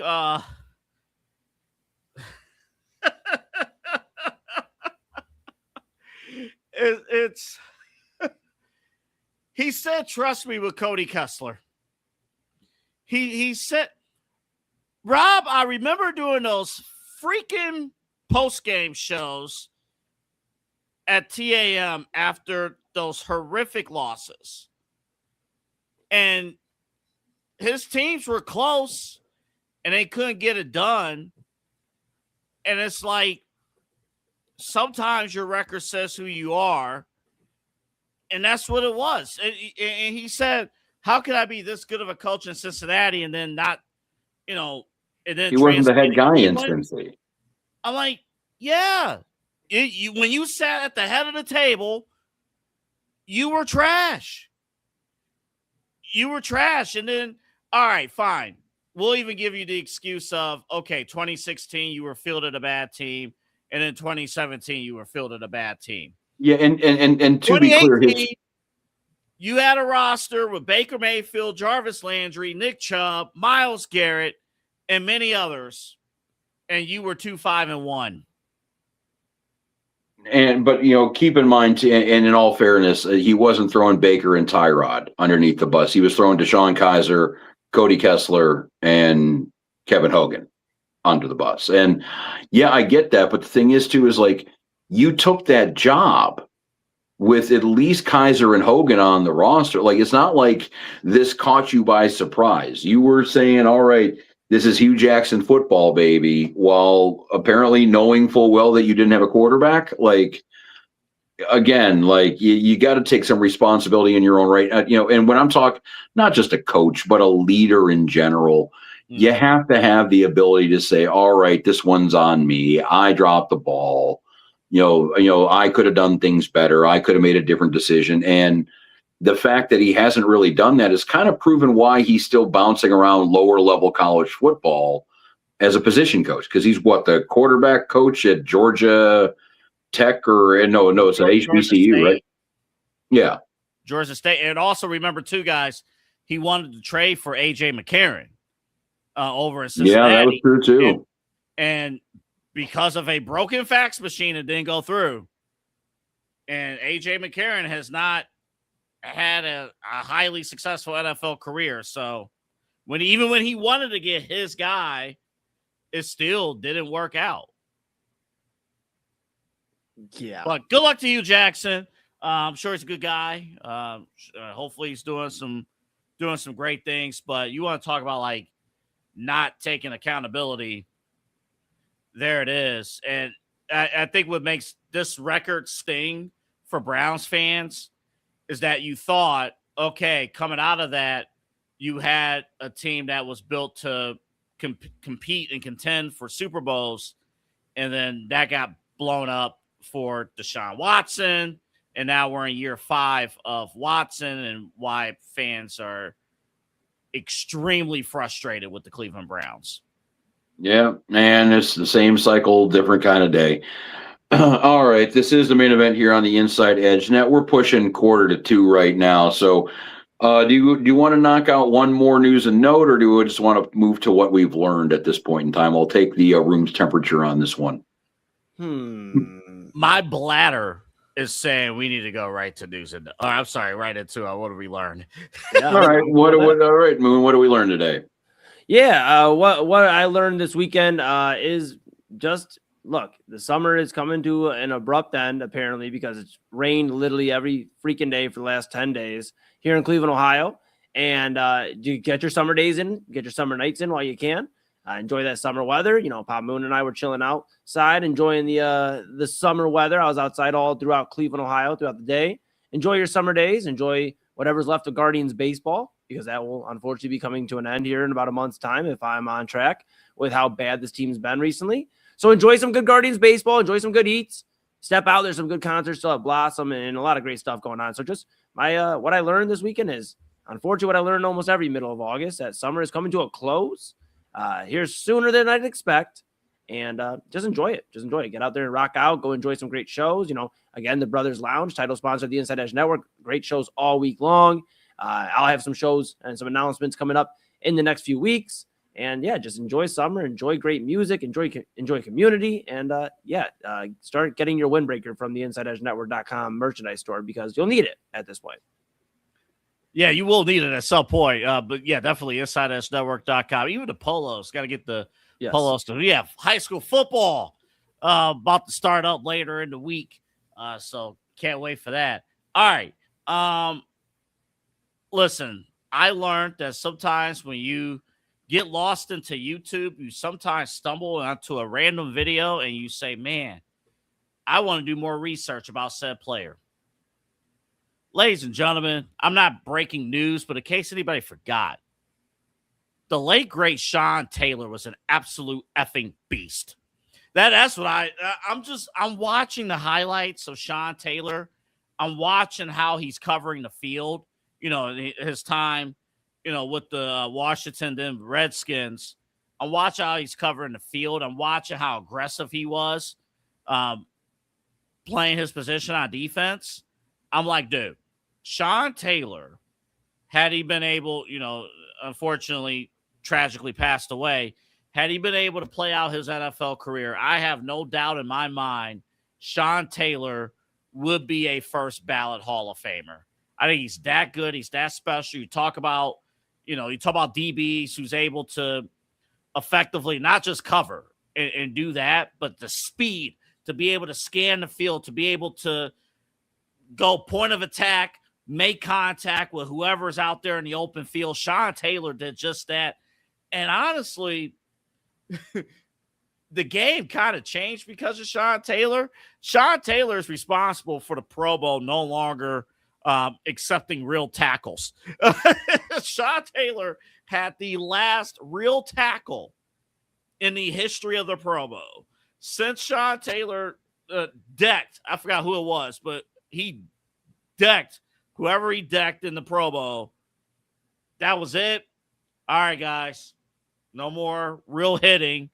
We're gonna attempt to play a football game, and then now they're doing the whole Pro Bowl games. But yeah, sometimes it's going to get lost on YouTube. I'm telling you, if you want to look for a player to kind of just watch some highlights, Sean Taylor from college and the pros, he's the real deal. He was the real deal. And I think if he would have lived on, he would have been a first ballot Hall of Famer. Yeah, absolutely. Yeah, he was well on his way. Yeah, he's still revered in a lot of from Miami, the U. So he's still talked about as almost a deity down there. And yeah, he's one of the few players that I get ticked off when I hear about the way he's treated and his memory and legacy is treated by the team, because Washington's famously dropped the ball a few times when it comes down to honoring him and doing the right thing. So yeah, he's one. Yeah, that definitely. And yeah, when you crawl down those YouTube highlights, for me, it's Barry Sanders. I'll get stuck on him and just kind of go for a half an hour before I realize what's happening. But this is the Inside Edge Net. This is the main event, the waning moments of the main event here on this Sunday night I guess what I've learned today was something I've known it, but I think we should share it now with everybody too. Now that he has passed away, Tommy John. And if you're a certain age, if you're under a certain age, you really know him as the namesake of the Tommy John surgery, of, pitchers, quarterbacks, throwers. When they get elbow reconstruction surgery and they replace a ligament in there, that's Tommy John was the first player to ever really get that on a high profile level. And apparently the doctor did not want the procedure named after him, so they went with the patient. But Tommy John passed away today at the age of, he was he was 83 years old. He needs to go into the Hall of Fame. He absolutely does. First off, yes, we have the the procedure that we are very familiar with today, but he's got 288 wins. He played for 26 years in the major leagues. More than half of that was after he had his elbow rebuilt. He was an all-star 3 times after the surgery. An ERA under, I believe it, under 3.5 ERA. Like, he has been around. He actually debuted with the Cleveland Indians way back as a 20-year-old in 1963 and was throwing for the New York Yankees at the end of 1989. He was the proof that elbow surgery could hold up. And, for those of you who weren't around, didn't hear any stories about how elbow injuries were treated back in the day, think Tristan McKenzie. He hurt his elbow, opted not for the surgery, and you never really heard from him again. He bounced around the Padres system this year and was cut a little bit ago. Like, that's what would happen to a player who had an elbow problem. Now it's a year or two rehab and you're back, and sometimes stronger than ever. But for his contributions, for the career that he had, he's not just a no-name player that was in and out. Like, again, he was a 26-year big leaguer, 4-time All-Star, in the Cy Young voting, top 5 a couple of times. Like, he is I think, more than worthy of a candidate to go to the Hall of Fame. And again, without that elbow and without his consent to what baseballreference.com calls an eponymous surgical procedure is why he missed 1975. If it wasn't for that procedure, baseball wouldn't be what it is today. And for that, he should have gotten the Hall of Fame when he was alive, but he definitely needs to get in after he passed. Yeah. And that's it. Yeah. I mean, rest in peace to Tommy John. I don't want to dive too much into like his Hall of Fame stuff tonight because we've discussed it off air. I think there's a case to be made. There's also a case to be made that with all the guys that haven't got in as well, and I understand the injury, but the Baseball Hall of Fame is a tricky one because there's only a select few that get in. So, tonight I won't get into any of that, but just rest in peace to Tommy John. Again, thoughts and prayers to his family, to everybody around him. Definitely has a case to be made for the longevity, for what his injury created for baseball in terms of modern medicine, sports science, things like that. The only tricky thing, the one thing I will bring up, the only tricky thing on his case is going to be he didn't win the Cy Young. He doesn't have any World Series to show for and things like that. So that's what they're going to measure. So that's the only thing I will say. But today is not a day to bring any of that up. Rest in peace to Tommy. But for the record, I think he still has to this day the record for the most innings pitched after a Tommy John surgery. And it was the first one. He threw over 2,500 innings after his elbow was rebuilt. Yeah, I mean, it's incredible. It's incredible. But we've seen time and time again the baseball voters, which is, maybe I'll dive into it sometime this week on Prime Time with Chad. But the baseball voters are just hardcore. Like, you can't do anything wrong, and you have to have like damn near the perfect resume to get in. Like, so are they going to weigh, I guess it's the question, are they going to weigh the injury as a moment in baseball, which I agree with you, Rob, should be honored in some way, whether it's an exhibit for the Tommy John injury and all that stuff, in the surgery, or, does he get in? But I think it's going to be interesting because there's a lot of guys that still haven't got in that probably should get in as well. I'm sorry. I keep looking to my right. This has rest in peace, Tommy John, GOAT, absolute GOAT. I keep looking to my right. It might be your left. I have an air vent. I keep hearing like the crickets and stuff. I think it's in my vent. I hope it's outside, but I hear it on this ear, and my window's on this side. little worried about my little studio here. Yeah, you're about to have your own Jiminy Crickets. Well, and I don't have that issue, but I do have vent issue. We got a new air conditioner at the beginning of the summer, and I think this thing is strong enough to cool down the new Brown Stadium. This thing works, and Double A knows because he was here like last week. I got a flag hanging. It's actually a Star Trek flag hanging in the corner. And whenever the vent kicks on, this thing pops out and goes over the TV like the house is haunted. And that just happened about 5 minutes ago. So that was what diverted my attention while eulogizing Tommy John. But rest in peace, Tommy John. Again, somebody who the baseball world would be definitely different without. So, I mean, 2,500 innings on a rebuilt elbow. Nice work. I mean, there's starters that play their whole careers now that don't get 2,500 innings. Yeah, his influence helped extend a lot of careers, and for years to come. So he definitely has a complete influence. Can't tell the story of baseball without Tommy John.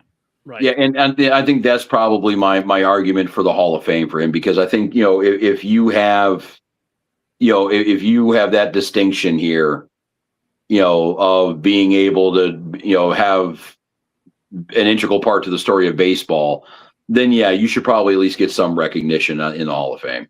But that being said, my final point of the evening, if you can't tell the story of baseball without Tommy John, you can't tell it without the steroid era. So let all the steroid baseballers in too then.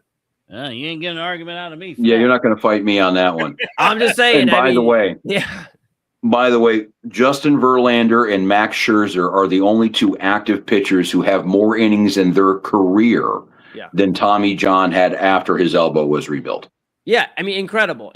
But again, if we're going to put Tommy John in, then I want all justice for baseball. I want the steroid baseballers in. I want Pete Rose. Pete Rose should have got in the travesties baseball has done to certain legends in their career. So we'll see if we'll get Maniloff on here, because him and I will spar occasionally off air about, because he's a baseball writer, has a Hall of Fame vote. And he's him and I see the steroid stuff differently. And really, and again, this is too late to get into it hardcore, but it's a generational thing. Like the guys that are older than me, like the ones in their 50s and 60s on up, like it's an unforgivable sin. Like you don't mess with steroids. You don't take it as the sanctity of the game. But people my age and younger, I was 16 during the home run chase. Like, that was a formative time in my baseball fandom. So it was a cool thing. It was at least it wasn't a big deal. So I think we might see some of those guys get in the younger that the average age of the Hall of Fame voter becomes. Also, real quick, shout out to, was it Joshua Baez? I think that was his, for St. Louis over the weekend, Saturday. First pitch home run and an overall 3 homers in his debut. Incredible. And Chip Carey, the Cardinals play-by-play, the Careys, Harry Carey, Skip Carey, all those guys. He said that was the top baseball moment in his entire broadcasting career. If you think about it, I think it's 17,000 and change guys that played Major League Baseball. He's the only one to hit 3 in the first game. Yep. Period. And he had 5 ribbies, most since 2010 by a rookie making his debut. And to tell you how much he swayed the crowd, for a St. Louis Cardinal to get a standing ovation in Wrigley Field, you got to do something pretty good. Right. Incredible. All right, guys. All right. Great stuff. Let's call this here. It's 2:00 in the morning. I got axe throwing here on the TV, so I'll be actually a couple of hot chicks with axes. Okay, that's fun. But we'll call it a night here. We'll let everybody break. Double A has to run to the bathroom. Eli Moon has to do whatever he's going to do, and I'm going to sit here and watch the Ocho for a little bit while longer. This is the main event here on the Inside Edge Net. Thank you guys for wishing me a happy birthday. No better way to spend my birthday than on a Sunday night just talking to you guys about the news of the day. But thank you guys, and thank you guys for being there for the last 10 or 11 birthdays or so, too. It's been a fun time. But for everybody here in studio, we got AA Anthony Alford, Eli Mooney. I almost said your full last name. That was kind of easy, weird. bro. Don't give the fucking government out. Hey, I was trying not to drop an F-bomb on the show. Go ahead. I've never used your full name, I don't think, in your life. I thought my mom was coming around the corner. I thought my mom was coming out with the belt. Like, nobody's talking about the belt. The ass whooping. Don't take us to ass whooping city. All right. We got AA Anthony Alford. We got Papa Moon's kid. I'm Rob Rozycki. We'll see you later.